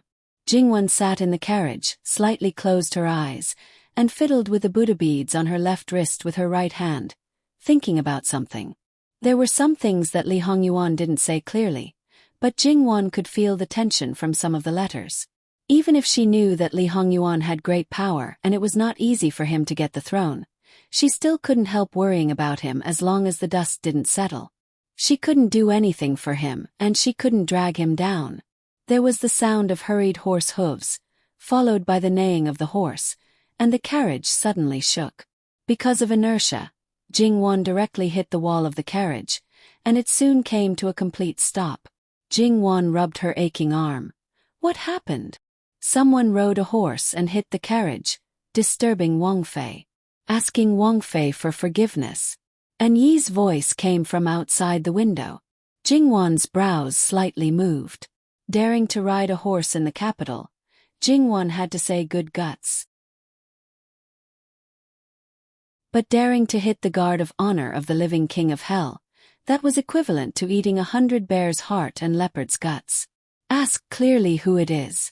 If it's an emergency, let the other party take the responsibility of riding a horse, and receive the punishment himself. If it's deliberately riding a horse, take the person and hand it over to the governor's office to deal with according to the law. Obviously, No matter what the situation was, Jingwan didn't intend to pursue the matter when she was hit. Jingwan didn't pursue the matter, but an E and the others didn't necessarily not pursue the matter. Offending Wang Fei wasn't a small matter, so how could they not pursue the matter? Later, when their master pursued the matter, they would all be punished. It was originally fine, but disaster simply fell from the sky.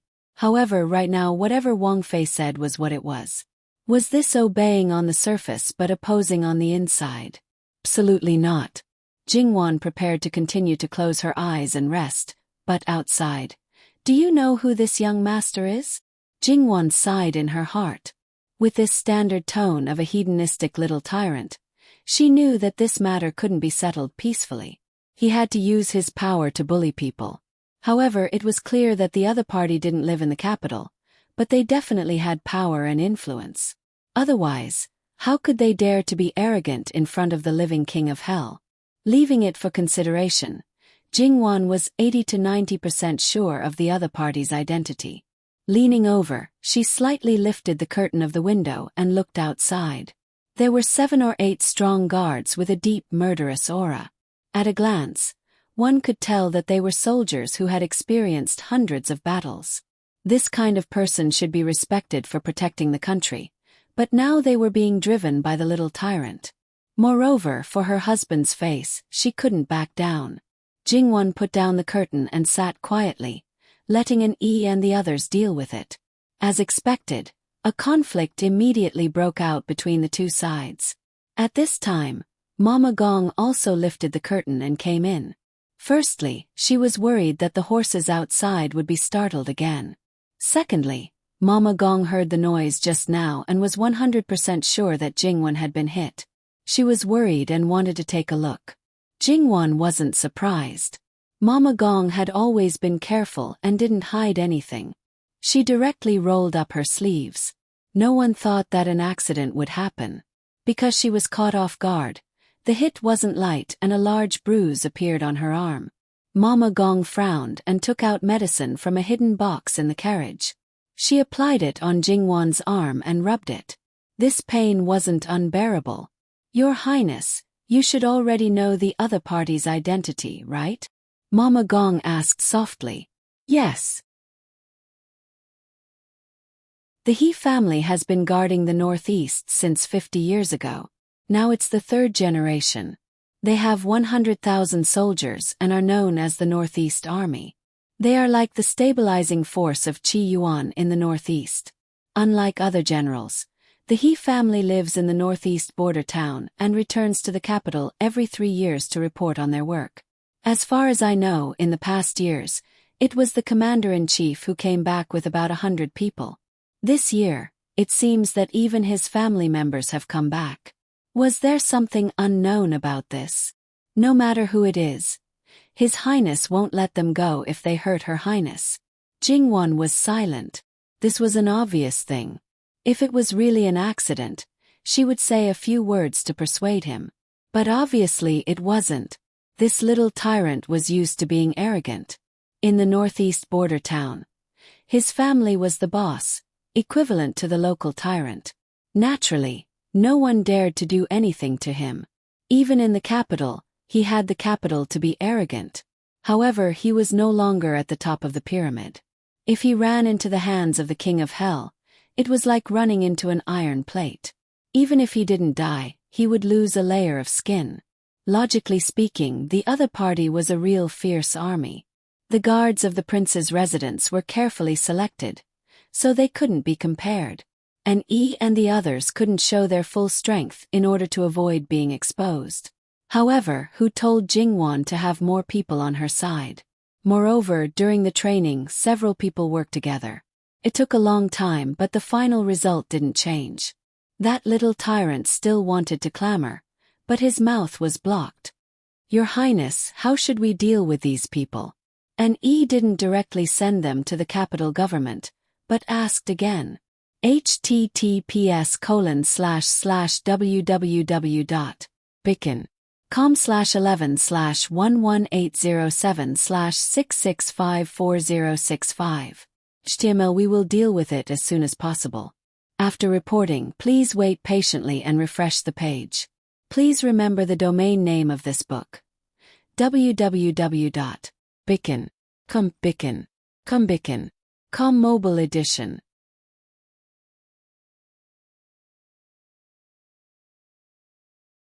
Chapter 368. Bring them back to the Wangfu. When Wangye returns, let General He come to the Wangfu to pick them up. Some people were not taught a profound lesson and would never know their mistakes. Yes. An Yi answered and waved his hand. The Wangfu's bodyguards stepped forward, one person each, with a knife on their neck. They could either walk on their own or directly knock them out and take them away. Moreover, it was very clear that if they were knocked out, the integrity of their bodies would not be guaranteed. As for that little overlord, an Yi personally took care of him. Following that, the road was more spectacular, but most people's reaction was, which family didn't have eyes to provoke Jin Wangye? This was an old man wanting to hang himself, disliking that his life was too long. Since Jing Wen said to hand it over to Li Hongyuan to handle, naturally she wouldn't go see that little overlord. She only instructed an Yi and the others to watch over them and not touch them for the time being. When Li Hongyuan returned from the palace, it was already afternoon, but Jing Wen had just finished her lunch. Li Hongyuan was chased and intercepted by a group of old men in the palace, wanting to know more about Zhongnan. Li Hongyuan was annoyed by them and his mood naturally became unhappy. In the end, he was completely impatient. Yu Zhongqing basically knew everything, and the matter of going out to investigate and arrest was Li Suyen's responsibility. Don't look for him again. Even if he asked again, he wouldn't say a word. It was not good for him to make a move on this group of old men, but in their family, there were some who could take a beating.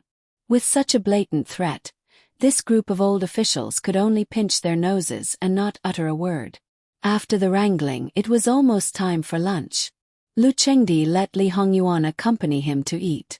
Then Lu Chengdi mentioned the matter of Gui Fei Su to Li Hongyuan. Imperial concubine Su naturally didn't dare to tell Lu Chengdi the real reason for the estrangement between mother and son. She only said that there was some misunderstanding between them. Yu thought that she cared more about her son, so he got angry and refused to talk to her. Imperial concubine Su was very haggard these 2 days, and her eyes were also red. It seemed that she had cried a lot. Lu Chengdi didn't think about what happened in Zhongnan because Yu Zhongqing was there. Yu Zhongqing was his confidant. If Li Hongyuan hid something from Li Hongming, as long as he compared it with Yu Zhongqing, it would be clear. In fact, Yu Zhongqing's situation was the same as that of Li Hongyuan's Cheng Bing. So Lu Chengdi easily believed Imperial Consort Su's words.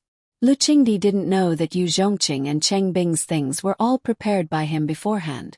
Therefore, from the beginning, Li Hongyuan had concealed part of Li Hongming's information.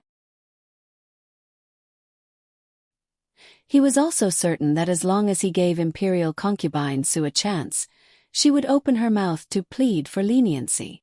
Everything was within his expectations. He had the advantage of time and place. When it came to implementation, people were also on his side. Lu Chengdi wanted to be the peacemaker and let the misunderstanding between mother and son be resolved. Naturally, it would be good for you, good for me, and good for everyone. She even painstakingly advised him. For so many years, his imperial concubine mother was clearly impartial. Sometimes she even doted on him a little. What did she say about being a biological son? Wasn't that purely hurting his imperial concubine mother's heart? Li Hongyuan's expression became colder and colder. It seemed that he was going to contradict Lu Chengdi again, but for some reason, he finally endured it. Finally, Imperial Father, please tell my imperial concubine mother to take good care of her health. Son will pay her respects in a few days. Since you still care about your imperial concubine mother's health, why don't you go now? Once she sees you, the misunderstanding will be resolved, and she will naturally be fine. It would have been better if he didn't say it. As soon as he said it, Li Hongyuan's eyes even appeared ruthless. I won't go. Lu Chengdi naturally wasn't afraid of Li Hongyuan. On the contrary, he was a little surprised and curious at this moment. Although on the surface, there wasn't any difference when he contradicted him in the past. He felt that he was as stubborn as a calf. This was really something new to this son. So, was he really angry? You must go. This is an imperial edict. Li Hongyuan's face was gloomy as he stared at Lu Qingdi. Then, he picked up his chopsticks and got up to leave. There were dozens of imperial dishes on the table, but he didn't eat much. Imperial concubine Su didn't eat anything and was resting on the couch with her eyes closed. When she heard that Li Hongyuan had come, she quickly got up with a face full of joy. When Li Hongyuan entered and was about to greet him, Imperial concubine Su had already walked up to him and grabbed his arm. There's no need to be so polite. Are you still angry with Imperial concubine mother? She was very careful and her grip was quite strong, as if she was afraid that Li Hongyuan would turn around and leave. Li Hongyuan tried to pull his arm away but failed. He glanced at her hand. It was well maintained and her nails were a little long. If he really used force, her nails might break. Imperial concubine Su saw this and was happy in her heart. Her son really did care about her. You were eating with your imperial father. Why did you come over now? You must not have eaten anything. I'll have the small kitchen prepare some food. You're a big man, so it's impossible for you not to eat. Irvins. Imperial mother, there's no need. How can you not eat? As the saying goes, I don't want to eat. I'm not hungry. Have no appetite. Li Hongyuan interrupted her, appearing rather impolite.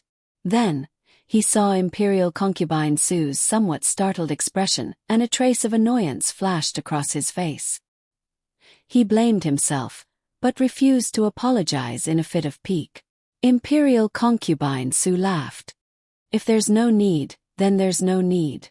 You're a big man. It's fine to eat 1 or 2 meals.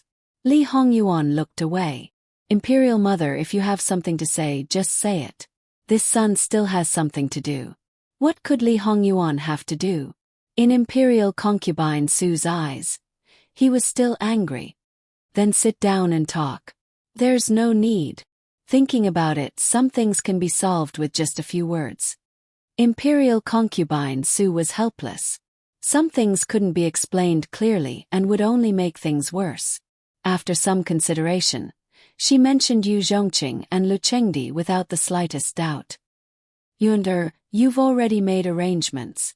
Imperial concubine Su faintly revealed some disbelief. Li Hongyuan looked at her and then reached out. He firmly but subconsciously cautiously brushed Imperial concubine Su's hand away. His face was cold and hard. Imperial mother, you didn't think this son would do these things from the beginning, right? I don't get along with Li Hongming, and I don't get along with all my brothers. However, Li Hongming is your son. If his situation is too bad, you will definitely be worried, and you won't be able to sleep at night. After all, this isn't like those small fights in the past. Then, do you want me to just watch and do nothing? This son erased some things when I was in Jiangnan. Or do you think that with Yu Zhongqing by your side at all times, everything is transparent in his eyes? Am I that incompetent? Imperial concubine Su definitely didn't expect this layer of relationship. However, after thinking about it for a moment, she should know that it wasn't impossible. It was inevitable. Yuan had always been a filial child, but she had completely neglected him. To a certain extent, wasn't it also a kind of denial to him? No wonder he was so angry. Imperial concubine Su's heart was stifled and she could only shake her head to deny it. No. However, there were more things that she couldn't say. Yuan, why didn't you tell Imperial mother earlier? Tell you? Why should I tell you earlier? Li Hongyuan's coldness seemed to contain a trace of stubbornness. If I told you, would you hide it from him? Then let Li Hongming be grateful to this son. There's no need. This son didn't do it for him. Then would you also thank this son for him? Imperial concubine Su seemed to understand this time. They had been at odds since they were young. Now that he suddenly did something for the other party, no matter what the consideration was, the other party would express gratitude. then the way they got along in the past would be broken. In this way, perhaps both parties would feel uncomfortable and simply say nothing. Anyway, as Yuan said, he didn't do it for Ming. In the end, it was because he felt uncomfortable in his heart. She understood, but she couldn't say it out loud. Especially the last sentence, because he was really right. In this, it seemed that he didn't consider her feelings. As a mother, she didn't think much of it, but the truth was that as a mother, she thanked her adopted son for her son. Thought of everything and didn't want to see such a scene, so he chose not to say anything. In the end, she was the one who opened her mouth to plead first, creating a gap between mother and son. When she pleaded for mercy, the pain in her son's heart was probably countless times worse than expected. Imperial concubine Su's body and lips trembled, but she couldn't say anything. Because no matter what, she had already done the wrong thing, and Yuan's heart was already hurt. If she said too much, it might cause him to rebel in his heart and think that she was really biased. Li Hongyuan lowered his head. Mother, this son won't be entering the palace to pay respects for a while. This son needs to calm down. Please forgive this son. This son will take his leave.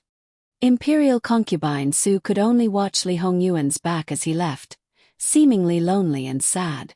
She wanted to dissolve the estrangement but failed. Instead, the estrangement deepened. Imperial concubine Su hadn't eaten or slept well in the past 2 or 3 days. At this moment, she felt her blood rush up and her head spin. Her body went limp and she fell to the ground. Imperial concubine, her trusted maid hurried forward. Someone, quickly call the imperial physician. What imperial physician? Don't call him. Help this concubine up. I'll be fine after lying on the bed for a while. If she fell ill when her son came, wouldn't her son be accused of being unfilial? Although her son's reputation wasn't good, he shouldn't be accused of being unfilial, especially since she was the one who brought it upon him. The maid didn't dare to disobey her and hurriedly helped her up. Imperial concubine, how about this servant go and ask the prince to come back? You're not allowed to go. He's already sad. Seeing this concubine like this, he should blame himself and feel guilty. This concubine was originally in the wrong this time. Provincial governor, don't make it public. When the imperial physician checks my pulse in 2 days, just have him secretly prescribe some medicine. Imperial concubine Su rubbed her temples, revealing her weakness and exhaustion. Imperial concubine Su was both physically and mentally exhausted. It wasn't only because of Li Hongyuan's matter, but also because Jingwan's disheveled appearance the day before yesterday, as well as her capable aunt being beaten to death. The imperial concubines who came to her palace to comfort her came in droves. Some praised her openly, while others sneered and ridiculed her. Of course, none of them really dared to point their fingers at her face. In reality, this wasn't a big deal to her. If she couldn't even endure this, how could she have a foothold in the harem? Imperial concubine Su refused to call for an imperial physician, so she could only deal with the health pills she usually ate. After leaving the Jade Essence Palace, he actually heard the slight chaos, but what did that have to do with him? He looked back, then brushed the place where imperial concubine Su had grabbed, as if brushing away something dirty. Then he directly left the palace. On the way back to the main courtyard, Li Hongyuan already knew that Jingwan had been bumped into. Not only had the horse been startled, the carriage had almost flipped over. Although the guards outside reacted quickly and managed to control the carriage, Jingwan had still been injured. In the blink of an eye, Li Hongyuan's body was shrouded in hostility. Go and receive your punishment. 50 lashes each. An E replied. He didn't dare and wouldn't have any meaning. Has the He family's people already arrived at the residence?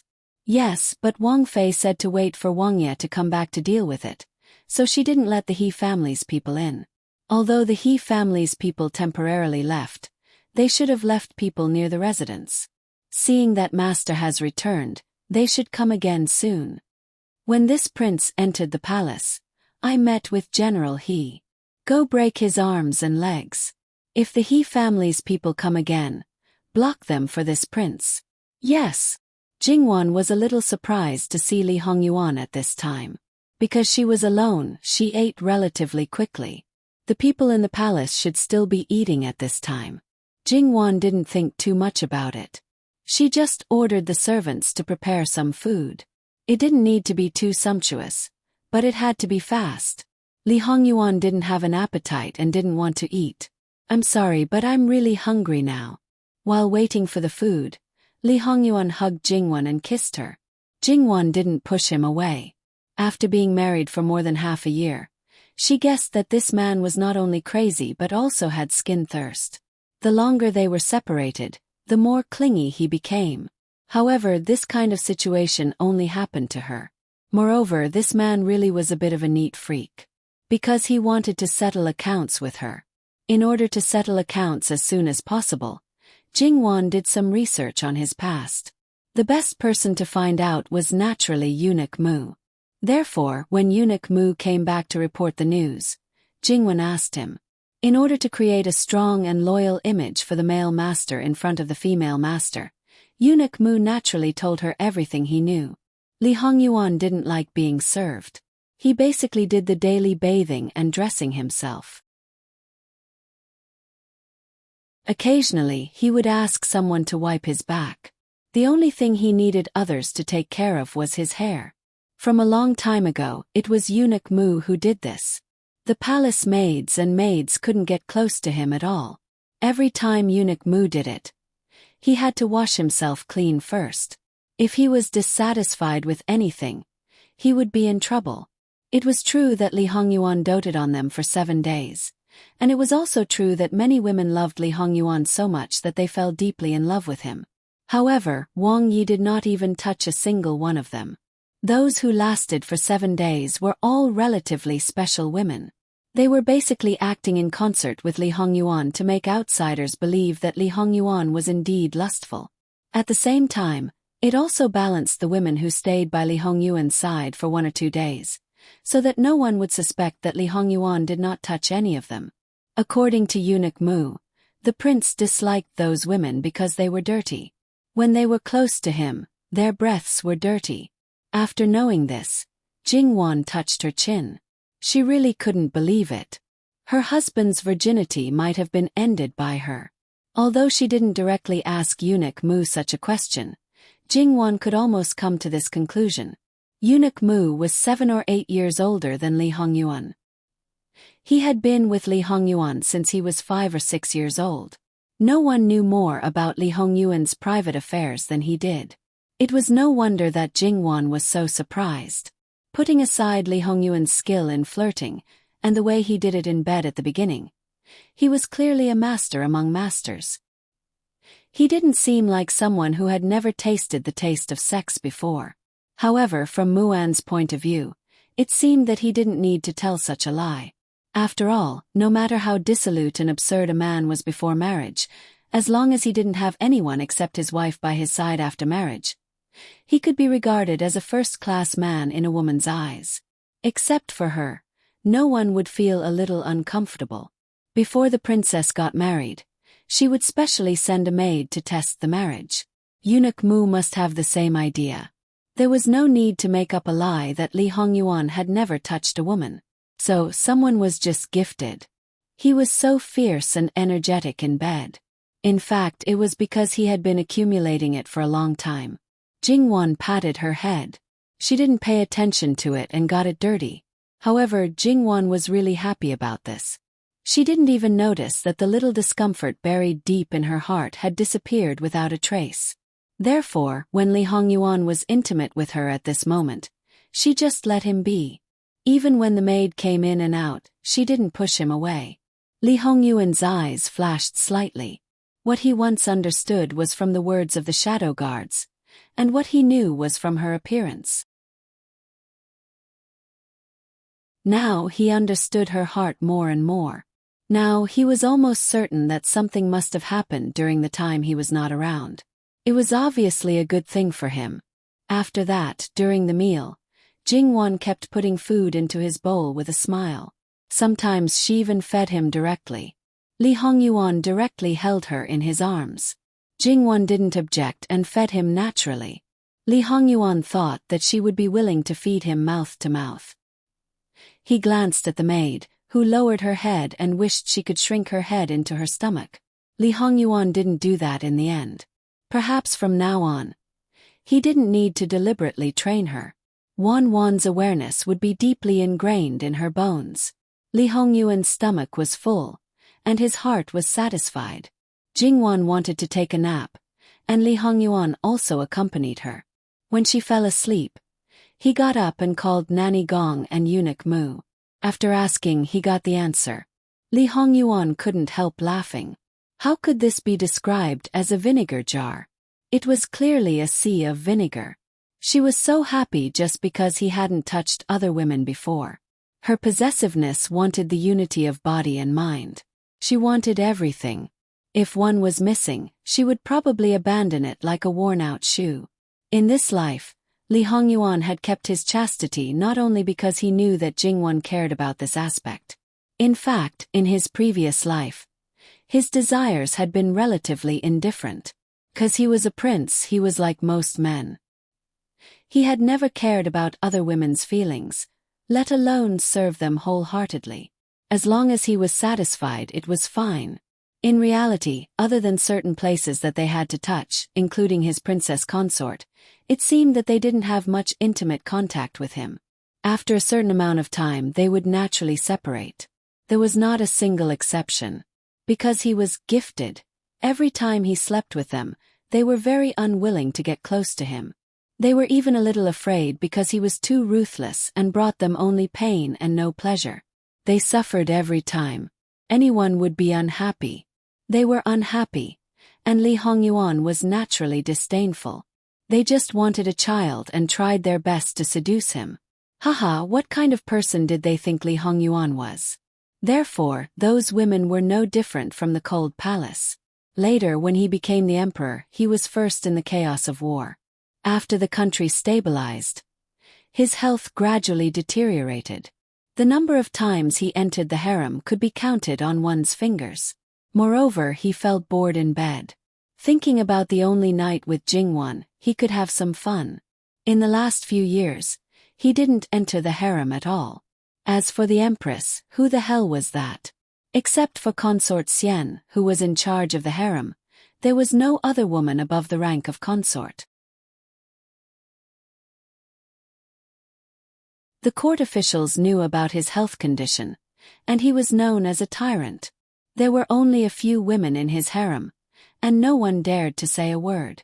The influence of that time seemed to be carried over to this life, and some situations naturally became more and more serious. In the end, it wasn't that other women might have traumatized him, but that Jingwan left a deep impression in his heart. A man's passion and desire were separate. When it came to him, they couldn't be separated. https://www.bicken.com/11/11807/665407 HTML. Please click here to report. Registration is not required. We will handle it as soon as possible. After reporting, please wait patiently and refresh the page. Please remember the domain name of this book. www.bicken.com mobile version reading website. Bicken.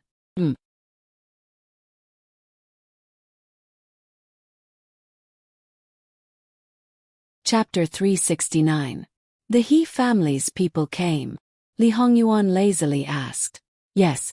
According to Master's instructions, they blocked the door. However, knowing that Master is in the Fu, they didn't intend to leave. Because of Jingwan, Li Hongyuan's mood was not bad. However, he also saw the bruise on Jingwan's arm. That was the person he held at the apex of his heart. Someone actually hurt her. It was absolutely unforgivable. Bring them to the martial arts arena. As he spoke, Li Hongyuan stood up.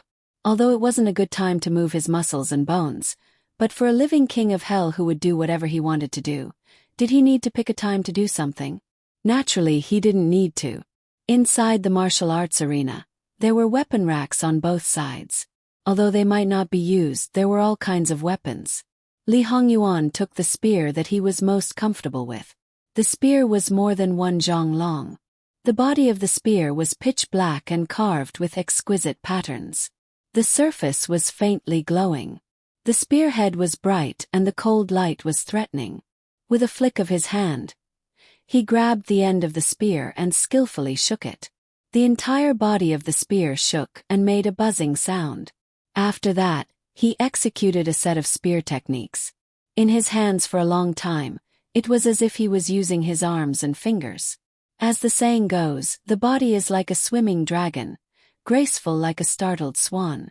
When the imperial bodyguards brought the little tyrant he and his bodyguards over, Li Hongyuan's spear techniques were only half completed. Not to mention the little tyrant whose hands and feet were broken, the others were all people who had truly fought on the battlefield.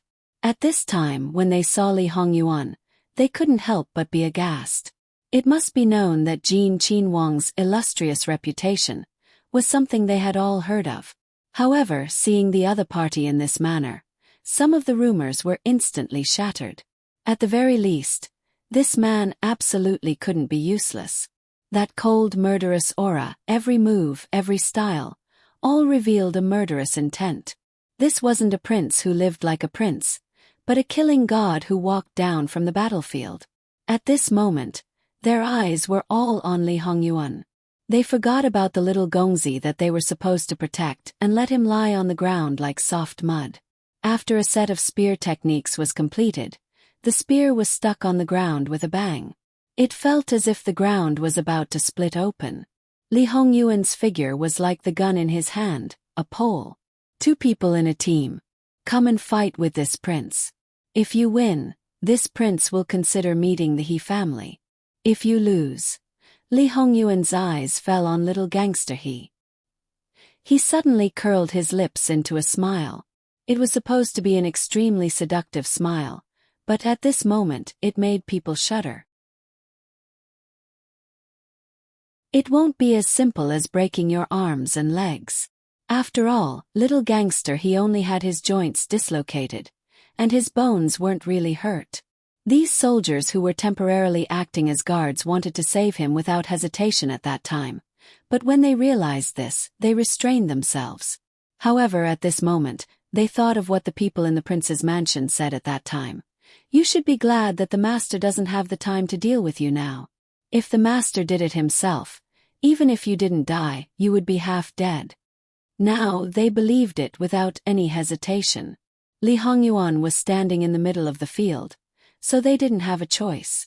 Therefore the 8 people looked at each other and quickly divided into 4 groups. They didn't dare to be arrogant and say things like, one-on-one.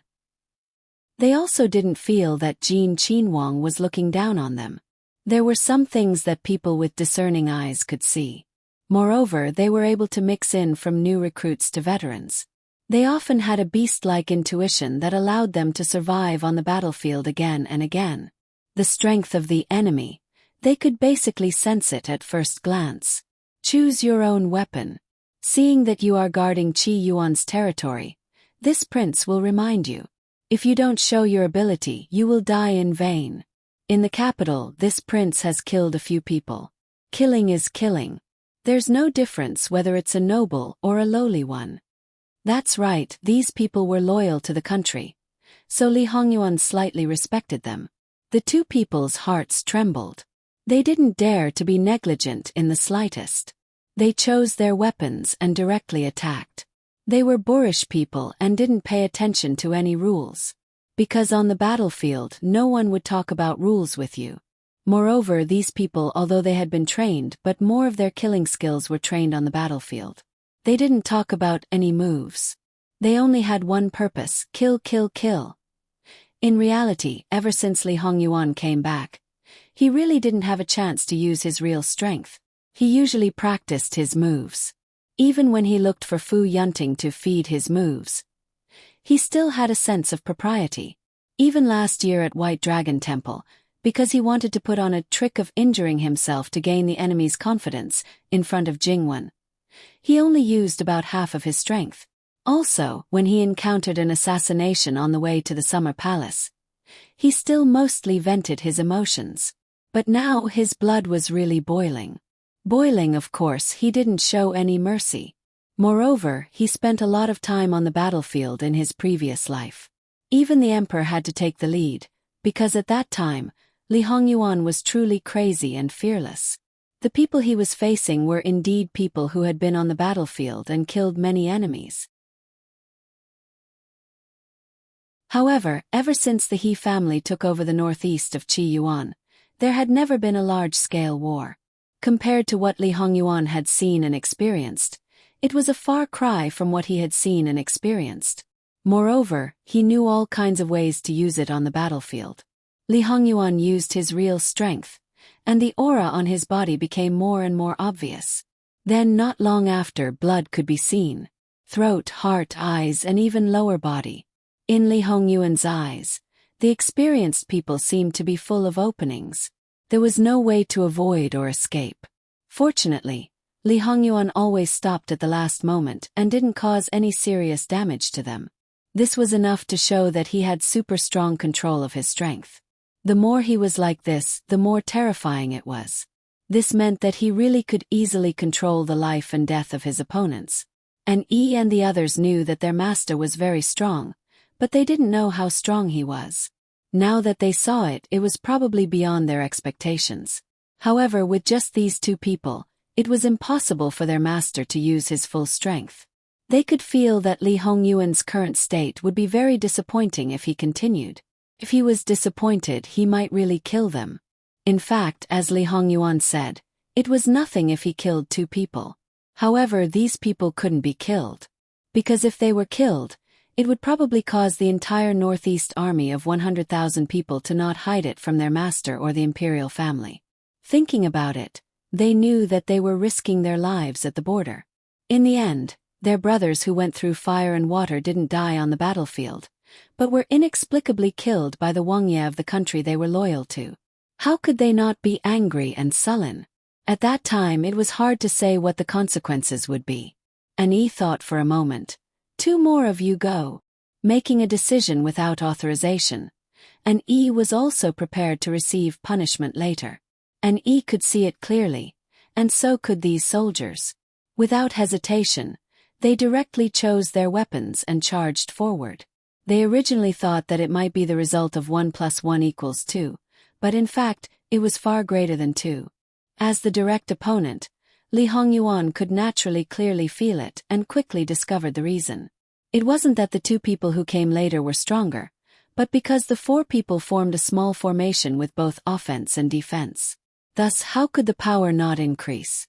This kind of unforeseen event made an Yi and the others a little worried.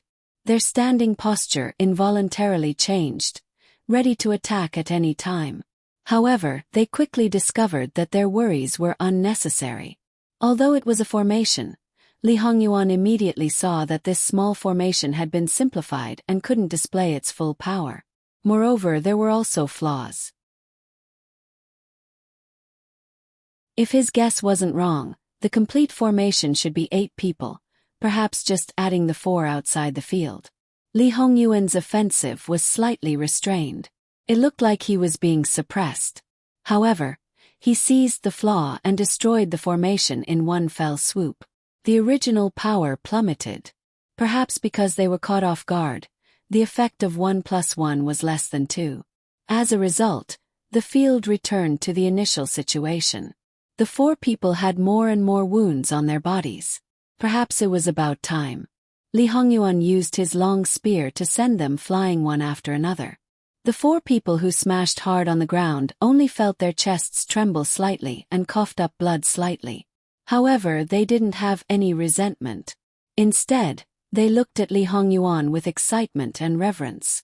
Their thoughts were the simplest, and that was to worship the strong. Li Hongyuan's aura didn't diminish.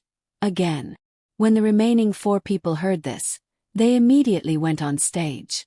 All of them were somewhat excited. https://www.bicken.com/11/11807/6654074. HTML chapter error. Click here to report, registration free. We will deal with it as soon as possible. After reporting, please wait patiently and refresh the page. Please remember the domain name of this book. www.bicken.com mobile version reading website. Bicken.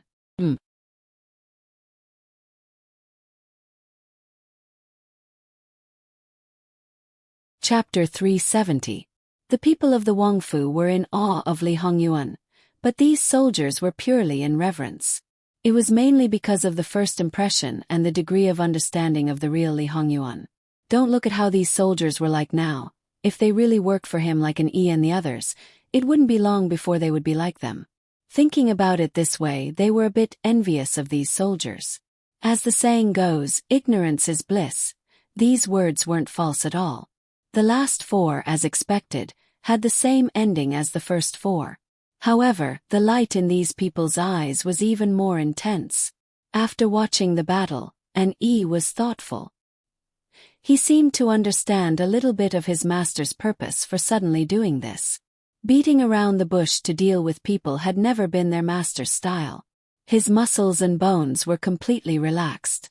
Li Hongyuan's body heated up and there was an indescribable carefree feeling. He casually threw the spear in his hand and it steadily landed on the weapon rack. Then he walked towards the little gangster, he who was lying on the ground. Only then did the few soldiers restrain their exposed emotions and somewhat nervously looked over. They had lost, and the one who suffered was the little Gongzi. But with their current situation, even if they were to face Jin Qinhuang alone, they would not be able to stop him, not to mention that there were still a bunch of guards standing guard. The group of imperial guards of the Wangfu also looked over, but they wouldn't have known if they didn't see. Now that they saw it, the expression on their faces cracked a bit. Actually, they had already discovered before that this boy was actually very unyielding. When his hands and feet were broken, he only frowned at that time. Just based on this point, they still respected him as a man. He was worthy of being born in a family of generals. If it was those dandy Gongzi in the capital, they would be howling like pigs being slaughtered. Only this one, his mother, that fanatical expression was even more intense than those soldiers. Li Hongyuan's feet subtly paused. Although others didn't see it, his following kicks were not the least bit careless. The first kick landed on the shoulder, and the little gangster, he who was lying on the ground, was flipped half a circle. The angle also shifted. After that, Li Hongyuan took 2 steps forward with a feeling of taking a leisurely stroll. The next kick landed on the side of the ribs, making people seem to hear the sound of bones cracking. Taking a leisurely stroll or whatever, it was definitely an illusion. After several kicks, little gangster, he spat out blood as expected. It was obvious that his internal organs were injured. However, he only let out 2 muffled groans. He didn't cry or beg for mercy. Little gangster, he was definitely a tough guy. In the end, Li Hongyuan stepped on little Tyrant He's chest, but he didn't use much strength. He squatted down, moved his toes, and touched little Tyrant He's chin. Then he met little Tyrant He's burning eyes. Alright, this description was a bit strange, but it was the truth. Although little Tyrant He's injuries were not light, and his expression was slightly distorted, he was still filled with passion. If Jingwan was here, she would probably give him a reasonable title, which was a fanboy, a brainless fanboy. Li Hongyuan didn't have any other emotions except for the first time. It wasn't that he hadn't seen little Tyrant He's condition in other people before. For example, Ruan Fengfei in the past, and some of the girls who were favored by Shang Do. However, in comparison, it wasn't so obvious. Of course, Li Hongyuan also knew that the meaning behind this was different. Speaking of little gangster Li Hongyuan was very familiar with him. Of course, that was in his previous life. According to the time, he had to wait for a few more years. When he went on expeditions, Little Gangster he was one of his valiant generals. Little Gangster he's name was Sea of Consciousness. He was the youngest son of He Junwei, the general who was currently guarding the northeast border. He had 4 older brothers, 2 of whom were direct descendants and 2 of whom were concubines. Of the 4 brothers, only 2 were left. The He family was different from other families. Because they were guarding the border, they suffered a lot of losses. Therefore, among the brothers, no matter if they were direct descendants or concubines, they had a good relationship. The He family was actually quite decent. The He family's daughters-in-law didn't seem to have a high status, but most of them were women who weren't inferior to men. Although they didn't go to the battlefield with their husbands, they had at least guarded a city. However, among the He family's descendants, Sea of Consciousness was considered a weirdo. Perhaps it was because his closest brother was almost 10 years older than him, so in comparison, he might be a bit more indulgent. However, the He family didn't have the mindset of spoiling their children. Their upbringing could be said to be very strict, whether in terms of thinking or body. Because they were strict when they were young, when they grew up, they would have a better chance of surviving on the battlefield. The reason why Sea of Consciousness was called a weirdo was because his physical fitness was very good. At the same age, he had to at least triple the training to achieve the same effect. When he wasn't even 10 years old, he could already beat his older brother. However, this kid's thoughts were very rebellious. He didn't commit all kinds of crimes, but he was very arrogant and liked to cause trouble. At home he was punished, beaten, locked, his legs were broken, and his ribs were broken, but it didn't have any effect at all. It seemed that he was born with a hard bone. In the northeast, it became a ghost's worry. When Sea of Consciousness was 12 years old, he led a group of people to sneak out of the city. Once he went out, it was close to 10 days. His family was crazy with anxiety. In the end, they didn't even have any hope. In the end, he came back alive and well. He led people to play a sneak attack and really destroyed a small tribe. Of course, in the end, there was no reward. He was ruthlessly beaten up until his skin was torn and his flesh was torn. He only got out of bed after 10 days and half a month. After that, the people at home strictly guarded against him. At any time, they sent a few valiant soldiers to follow him. General He's soldiers took turns to follow him. As a result, these people had a deep impression of this young master. Sea of Consciousness learned many things from them. Because he was too energetic when he was 13 years old, he was simply brought to the battlefield. Although he was a bit young, the whole family didn't object. In reality, Sea of Consciousness seemed to be born to fight. On the battlefield, he could be said to be invincible. Moreover, he was a complete madman. The soldiers below actually admired him very much. Occasionally, they would also be very respectful. The reason why they were respectful was because this respect usually didn't last for more than 3 seconds. In the end, he was a very troublesome person. Sea of Consciousness was now 16 years old. A year ago, he defeated his father. Half a year ago, he defeated the He family's most powerful elder brother. On this trip back to the capital, only General He Junwei's eldest son remained in the northeastern border city.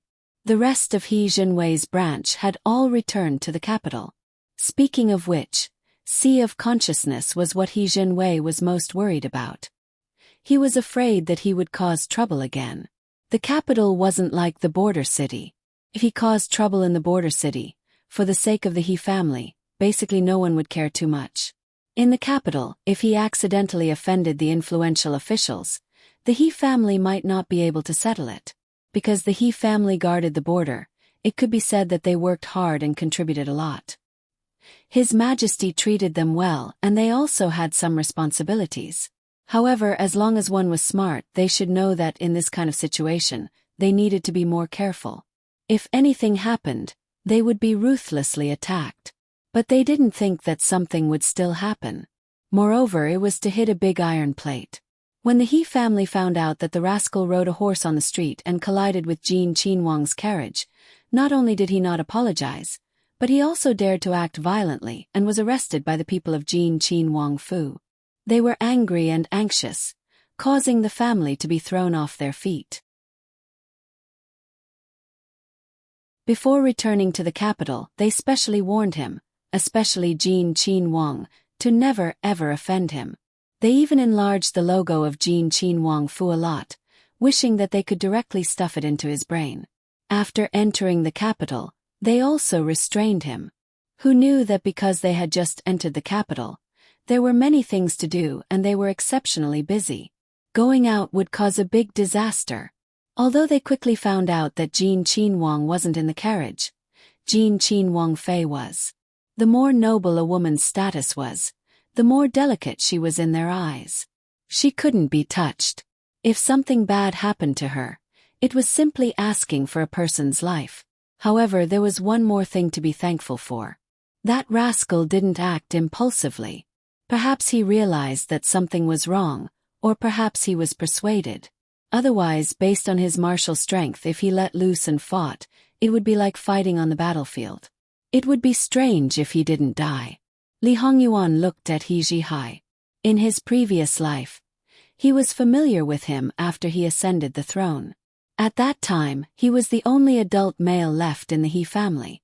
Including He Zhenwei, they all died 2 months later. And the day they died, it just so happened to be New Year's Eve. At that time, He Zhihai didn't have this unbridled brashness. His entire person was gloomy, just like a walking murder weapon. When he followed him to battle, he witnessed He Zhihai's ruthlessness and extraordinary skills in killing the enemy. For many years after the war, He Zhihai could be said to be the stabilizing force of Qi Yuan. Just his name alone was enough to make the enemy's expression change. Li Hongyuan's current martial arts skills, to a certain extent, originated from He Zhihai.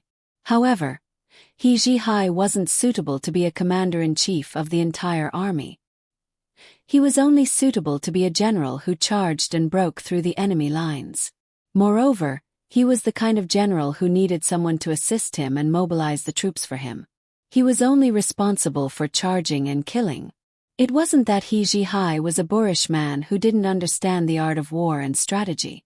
On the contrary, He Zhihai's brain was actually quite powerful. Although he wasn't that righteous and liked to take the unconventional path, he was very good at mobilizing troops and dispatching troops. Winning with fewer troops was simply his specialty. It was just that he had lost all his family members and he himself had lost the ability to reproduce due to his serious injuries. Therefore, the only thing he had left was revenge. After the battle, he was like a sharp weapon without thinking. He only listened to Li Hongyuan's orders and commands. He fought so hard and was so fierce only because he didn't care about life and death. And when the battle was over, nothing could be seen from his appearance, but inside, he was already a useless person. At that time, Li Hongyuan saw it all. Therefore, when he had the chance to start over, he cherished talent and wanted to protect He Zhihai and make him a real commander-in-chief. He wanted to make the enemy not only change their countenance but also make the enemy's army tremble in fear. In this way, he was bound to protect the He family. This was also the reason why the He family returned to the capital this time. Of course, Li Hongyuan didn't bring them back to abandon the northeast border and ignore it. If there was no He family to guard it, the battle after more than 2 months would only be more tragic. He Zhenwei was bound to go back. Li Hongyuan would remind him to strengthen the defense and secretly prepare some military supplies for him. In case there was a contingency, it would be good to keep the He family alive. Li Hongyuan also knew what He Zhihai was like now. But when he saw him in person, he was still a little surprised. What was even more unexpected was that this brat had offended his wife the moment he returned to the capital, causing her to be injured. As such, no matter how much potential and talent he had, Li Hongyuan had to teach him a lesson and then properly train him. If he did not achieve his goal, Li Hongyuan would definitely personally cripple him. "Your Highness, you're very powerful. Why don't you fight with this commoner?" Before Li Hongyuan could speak, He Zhihai said enthusiastically and expectantly. So, this brainless fanboy of his was a little different. He Zhihai's military merits were actually quite high, But his father had never asked for a title for him. These military merits were distributed to other people. He Jihai didn't care. Because of this, the capital basically didn't know that there was such a fierce person in the He family. However, when he said this, those soldiers couldn't bear to look directly at him. However, it was completely expected. They were all too clear about this young master's temperament. How much effort would it take for this prince to take your life now? Your Highness won't take this commoner's life. What? This prince has no power or influence, so I'm afraid of your He family. Li Hongyuan didn't get angry. No, it has nothing to do with the He family. It's just that intuition tells this commoner that your Highness won't do that. Li Hongyuan had seen He Jihai's intuition before. In his previous life, he even relied on his intuition to save a battle. Do you know why you're in Jin Qin Wang Fu? I know. This commoner can apologize to Wang Fei Nyang, kowtow and admit his wrongs. As long as I can fight with your Highness, this commoner will do anything. He was still enthusiastic. Therefore, He Jihai sold himself so easily. So much so that for many years in the future, when he recalled today, he couldn't help but want to bang his head against the wall. He was really too stupid. How could this master's heart be so black? It was better to quickly scram far away. Running around the borders for a lifetime. He didn't want to face Li Hongyuan. Li Hongyuan stood up. Take him away. He didn't know what Li Hongyuan was going to do, so naturally, he could only obediently be taken away. Let Gong Jiu go take a look. Just let this prince see if Gong Jiu's medicine can soften people's bones. https://www.bikin.com/11/11807/665477. HTML chapter error. Click here to report. Registration is exempted. We will deal with it as soon as possible. After reporting, please wait patiently and refresh the page. Please remember the domain name of this book. www.bikin.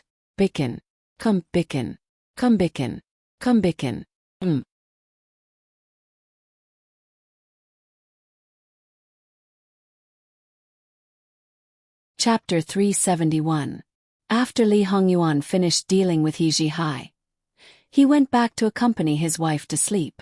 As for whether He Jihai would cry for his father and mother in pain, that was none of his business. Perhaps it was because of the familiar person, the familiar smell. When Li Hongyuan approached, Jingwan unconsciously rubbed into his arms. Her head rested on his arm, and her arm rested on his chest. She also sleep-talked, calling out, "Ah Yuan." Li Hongyuan chuckled and moved his body to let Jingwan sleep more comfortably. He touched her face and kissed her. At least at this moment, Li Hongyuan's heart was abnormally satisfied. The person at the top of his heart who had become obsessed with obsession was his legitimate wife. At this moment, she was peacefully lying in his arms, which was enough to soothe all his negative emotions. And in order to maintain everything now, and even let Jingwan be more unrestrained, he must hold the power in his hands, and no one can say anything. Jingwan woke up, and before she opened her eyes, she rubbed Li Hongyuan's shoulder and whispered twice, "Ah Yuan. N. Ah Yuan. N. Ah Yuan." Li Hongyuan turned his head to look at her and smiled silently. "N, I'm here. Ah Yuan, Ah Yuan, Ah Yuan." Jingwan called out again and again without saying anything else. Li Hongyuan also responded patiently. She didn't know how many times she called out, but Jingwan's heart seemed to finally be satisfied. Then she remembered the things she should have asked the day before, such as the matter of Prince Zhong Fu catching fire. Later, I'll have people organize all the big and small things in the capital in the past 6 months. When the time comes, you can take your time to look at it. When Li Hongyuan said this, in a place where Jingwan couldn't see, his eyes flickered. Speaking of which, although he deliberately let people go easy on him, someone really could do it, which was indeed amazing. Jingwan responded, "How do you plan to deal with the He family's matter?" Li Hongyuan didn't hide anything and briefly told her what happened before. Although Jingwan didn't know how powerful Gong Jiu's medicine would be, She was quite optimistic about him. Well, there was a condition called hypersensitivity to pain, which would increase the pain by countless times. A small cut or hit could make people feel excruciating pain. Maybe Gong Zhou had such a medicine. If so, she would light 32 candles for He Zhou's little gangster. I heard that in the past years, General He came back with a few bodyguards and didn't have any family members. This year. Is there a bad rumor? Or is there something wrong with the He family? Or is someone plotting something again? Wan, you're overthinking. It's not like that. Although the He family has worked hard and made great contributions, the Northeast is relatively stable and there are no major wars. Naturally, the He family's influence is limited, and it's far from the capital.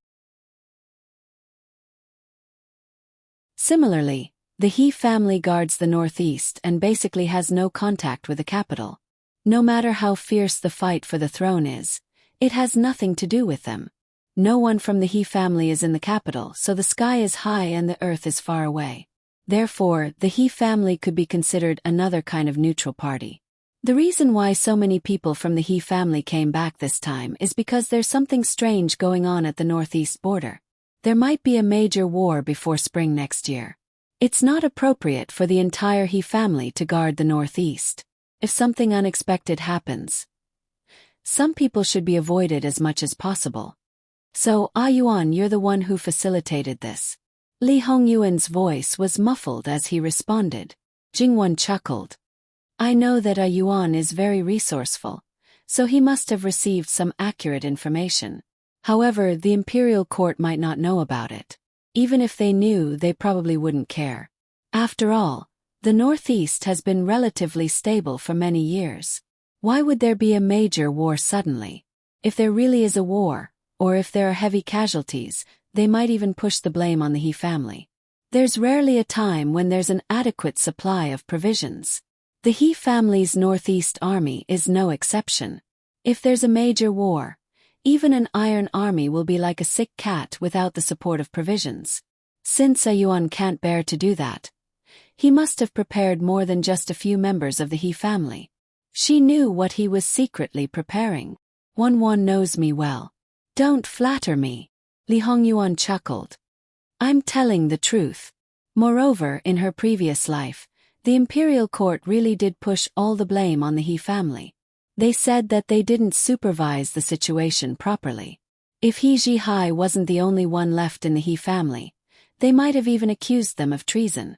Although the He family suffered heavy casualties and was almost wiped out, the enemy didn't fare any better. Otherwise, Qi Yuan wouldn't have been able to clean up the mess so easily. Perhaps a large piece of land in the northeast of Qi Yuan would have fallen into the enemy's hands. After getting up, she was in high spirits. As for little brat he wasn't a bad person in nature. It's about time to send them back. Since Jingwan said so and Li Hongyuan didn't have any other instructions, the matter was naturally settled. However, the He family didn't manage to enter Jin Qin Wang Fu. Even He Zhenwei didn't manage to see Li Hongyuan. The whole family was exceptionally anxious, afraid that He Zhihai would really die in Jin Qin Wang Fu. Although reason told them that no matter how lawless Jin Qin Wang was, he wouldn't go to this extent. However, it was possible to turn He Zhihai into a useless person. He Zhihai was only 16 years old and was already the #1 general in the Northeast Army. Now that he had become a useless person, it was too painful. Since they couldn't see him, the He family could only go back first. Although the He family didn't want to make the matter known to everyone, but in the entire capital, the people who should know already knew. Because it was a special period, no one stood out to blame Li Hongyuan with the He family's previous righteous indignation. They said that little Gongzi he was in the wrong first and should be punished according to law. Jin Qinwang shouldn't abuse his power and so on. Not to mention that Jin Qinwang couldn't be provoked.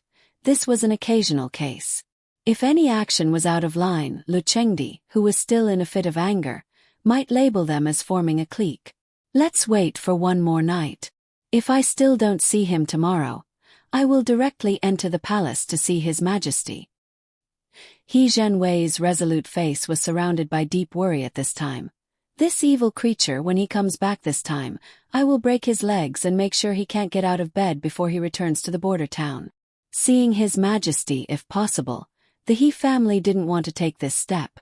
To what extent Lu Chengdi pampered Jin Qinhuang, they especially understood. They were a family of generals, but it didn't mean that they were all boorish people who didn't understand the ways of the world. That night, the He family didn't sleep well.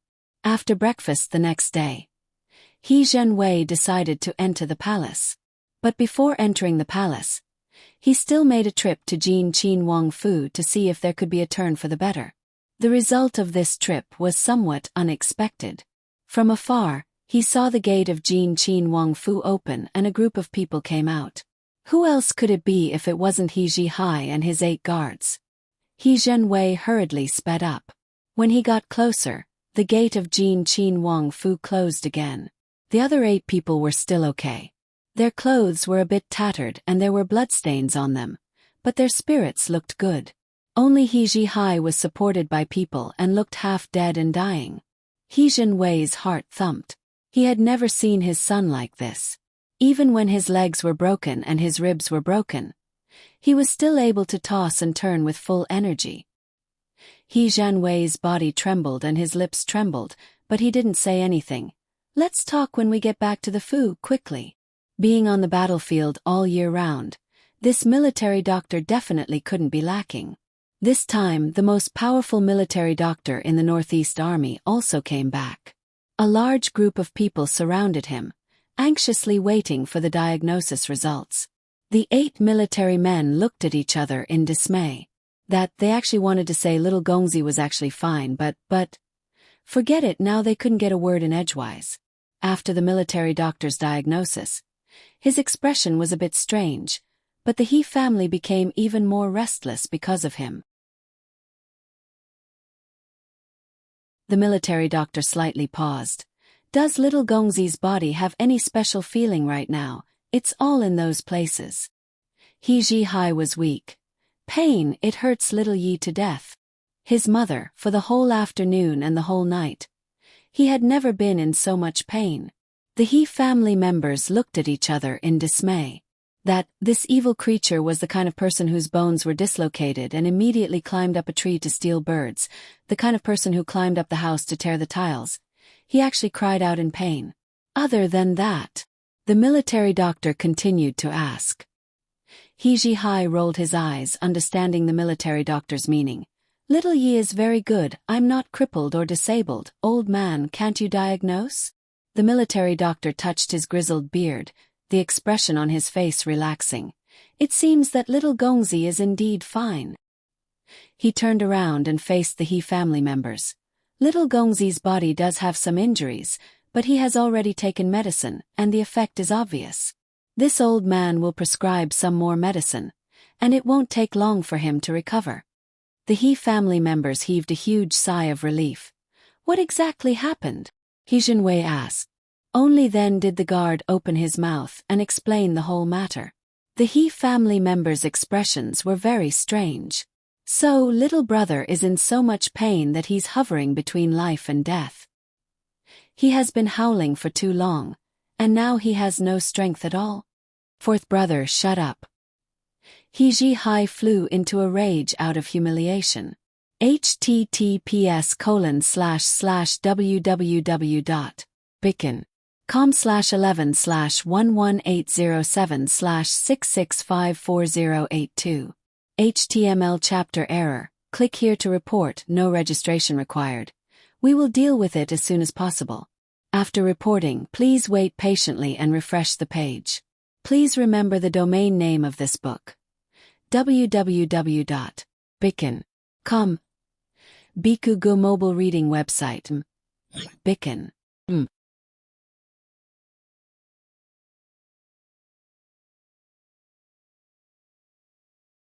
Chapter 372. He Zhenwei stepped forward and sat beside He Zhihai's bed. Without holding back, he patted He Zhihai's chest. He Zhihai shuddered and howled miserably. The sudden sound startled everyone in the room. Then they looked at He Ji-hai with a bit of disbelief and some worry. He Ji-hai's face turned green. Did they think he was willing? His mother, it was really too painful. He couldn't bear it at all. It should be that the effect of the medicine hasn't completely disappeared. Once the effect is gone, it won't be like this. The military doctor said with a smile. Knowing what was going on, the He family looked at He Ji-hai as if they were looking at a rare treasure. If he really howled like this for the entire afternoon and night, to still have this spirit, it should be considered not bad. Moreover, his throat hasn't gone hoarse. He Ji-hai looked at this group of family members who rejoiced in his misfortune. He was too lazy to even roll his eyes and didn't have the mind to explain. At this moment it was indeed very painful, but it was basically within the range of tolerance. In any case, from small to large, each and every one of them were waiting for him to suffer, wanting to see him make a fool of himself. They all wanted him to be taught a lesson and behave himself. He Zhenwei also touched the short beard on his chin. If there's a chance, ask Jin Qinhuang what medicine was used. The effect is so good. Even if I'm thick-skinned, I'll ask for it. The effect was good. Clearly there were two meanings. Not only was the effect of the medicine good, it was also better to deal with He Ji-hai. Indeed. I've never seen Xiao Hai so well behaved. He Ji-hai's grandmother, old Madam He, nodded in agreement. He Ji-hai had never been a person who could hide his emotions. Therefore, everything was written on his face. At this moment, his face was like a color palette, exceptionally splendid. After relaxing a little, it was time for the proper business.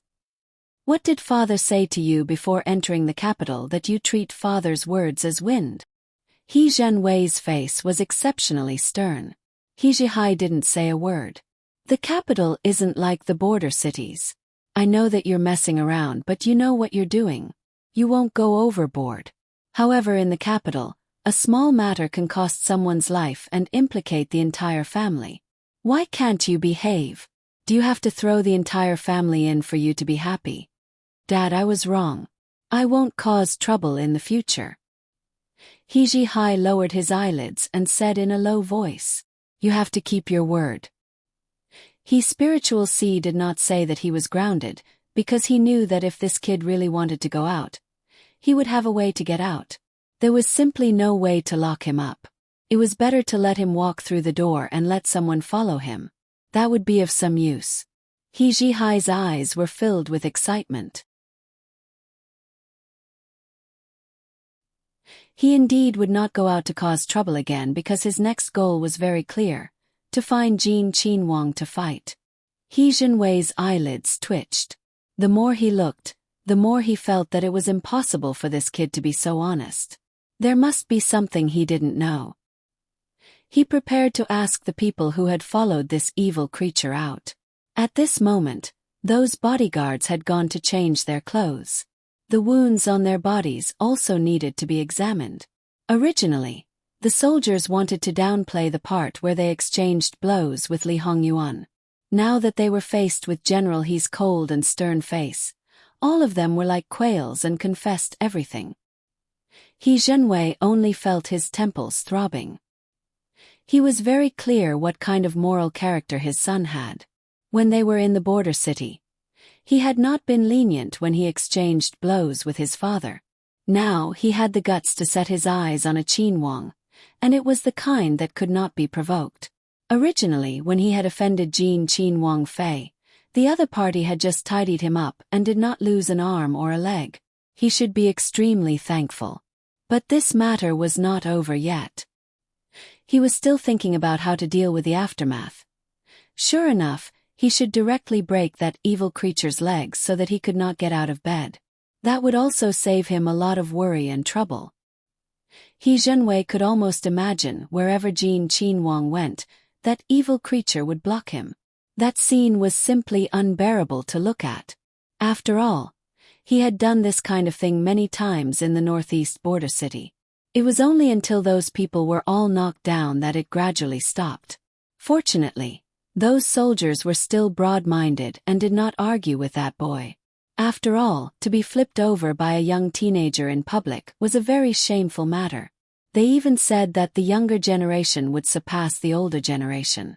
Even if those people were indignant, they would not do anything to that evil creature on account of his face. Jin Qin was different. If he really wanted to block the door, he had many guards around him. One word from him could make that evil creature suffer. After all, 2 fists were no match for 4 hands. If Jin Qin was really angry and let people completely cripple him, he, as the father, could only pinch his nose and swallow his bitterness. There was no place to judge, and he did not have the face to do so. He Jinwei wiped his face. There were several times when he had the impulse to beat that evil creature. When that evil creature exchanged blows, he was not lenient. Usually, if he really broke his legs, he would not dare to fight back. But in the end, he did not have the heart to be associated with such an evil creature. Great General, he felt that his lifespan could be shortened by 10 or 20 years. Forget it. First, apologizing to Jin Qin was the proper thing to do. It was just that he was a military general. In the entire capital, he did not have any close in-laws. At most, he only had distant relatives. In the past few years, he would come back with his personal guards. He would not hold a banquet, nor would he pay a visit. This time, because his family had returned, there was a possibility that he would stay in the capital in the future. A banquet was a must. Before that, it would not be good for him to pay a visit to anyone. Even if it was to apologize, it would not be good. This was in consideration of both sides. After thinking about it, Great General, he decided to start with Lu Qingdi. He explained the cause and effect clearly and let Lu Qingdi help to build a bridge. This could also show his loyalty. Before entering the palace, Great General, he still went to see He Zhihai. The father and son talked about something behind closed doors. Whether it was effective or not, he did not know for the time being. He Zhenwei was very skilled in war. His EQ was also very high. After briefly explaining the matter, he began to pour out his grievances. That evil creature was such a disgrace. How could he not be worry-free? How could he give people a headache? But in the end, this evil creature is this official's son. I can't really ignore him. Lu Qingdi was not only greatly moved, he could empathize with him. He also began to pour out his grievances. He also had an evil creature son. Beloved official, you have been far away in the border city all year round. You don't know. The living Hell King's fighting strength was much more valiant than little gangster he. When Great General he heard this, he sighed endlessly. So what? His son could still live well. It was really a miracle. With such a comparison, he actually felt that his son was actually quite obedient. Just think, if his son was really like Jin Qin, he reckoned that he would have long been angered to death. After all, no matter how he was, he could not be like Lu Qingdi, who could suppress everything. Zhen's evil creature these 2 years. He has restrained himself a lot. Although he still occasionally angers Zhen, contradicts Zhen, but those messy things have decreased. Beloved official, you don't need to take it to heart. After all, it was my son who bumped into the carriage and frightened Jin Qin Wang Fei. I should apologize to Wang Fei Nyang. Lu Chengdi's finger tapped on the table. Zhan is very clear about Old Sixth's temperament. If something makes him unhappy, he won't let today's matter pass until tomorrow. As long as he stops, this matter is basically over and he won't remember it. Since he released your family's boy, it means that Old Sixth's wife is fine. If beloved official really feels apologetic, just let your mother make a trip to Jin Qin Wang Fu and it will be fine. Hearing Lu Chengdi's words, Great General, he was relieved. When He Zhenwei returned home and said this, old Madam He and others were also relieved. They, as military officers, were poor. They couldn't take out much gold, silver and jewels.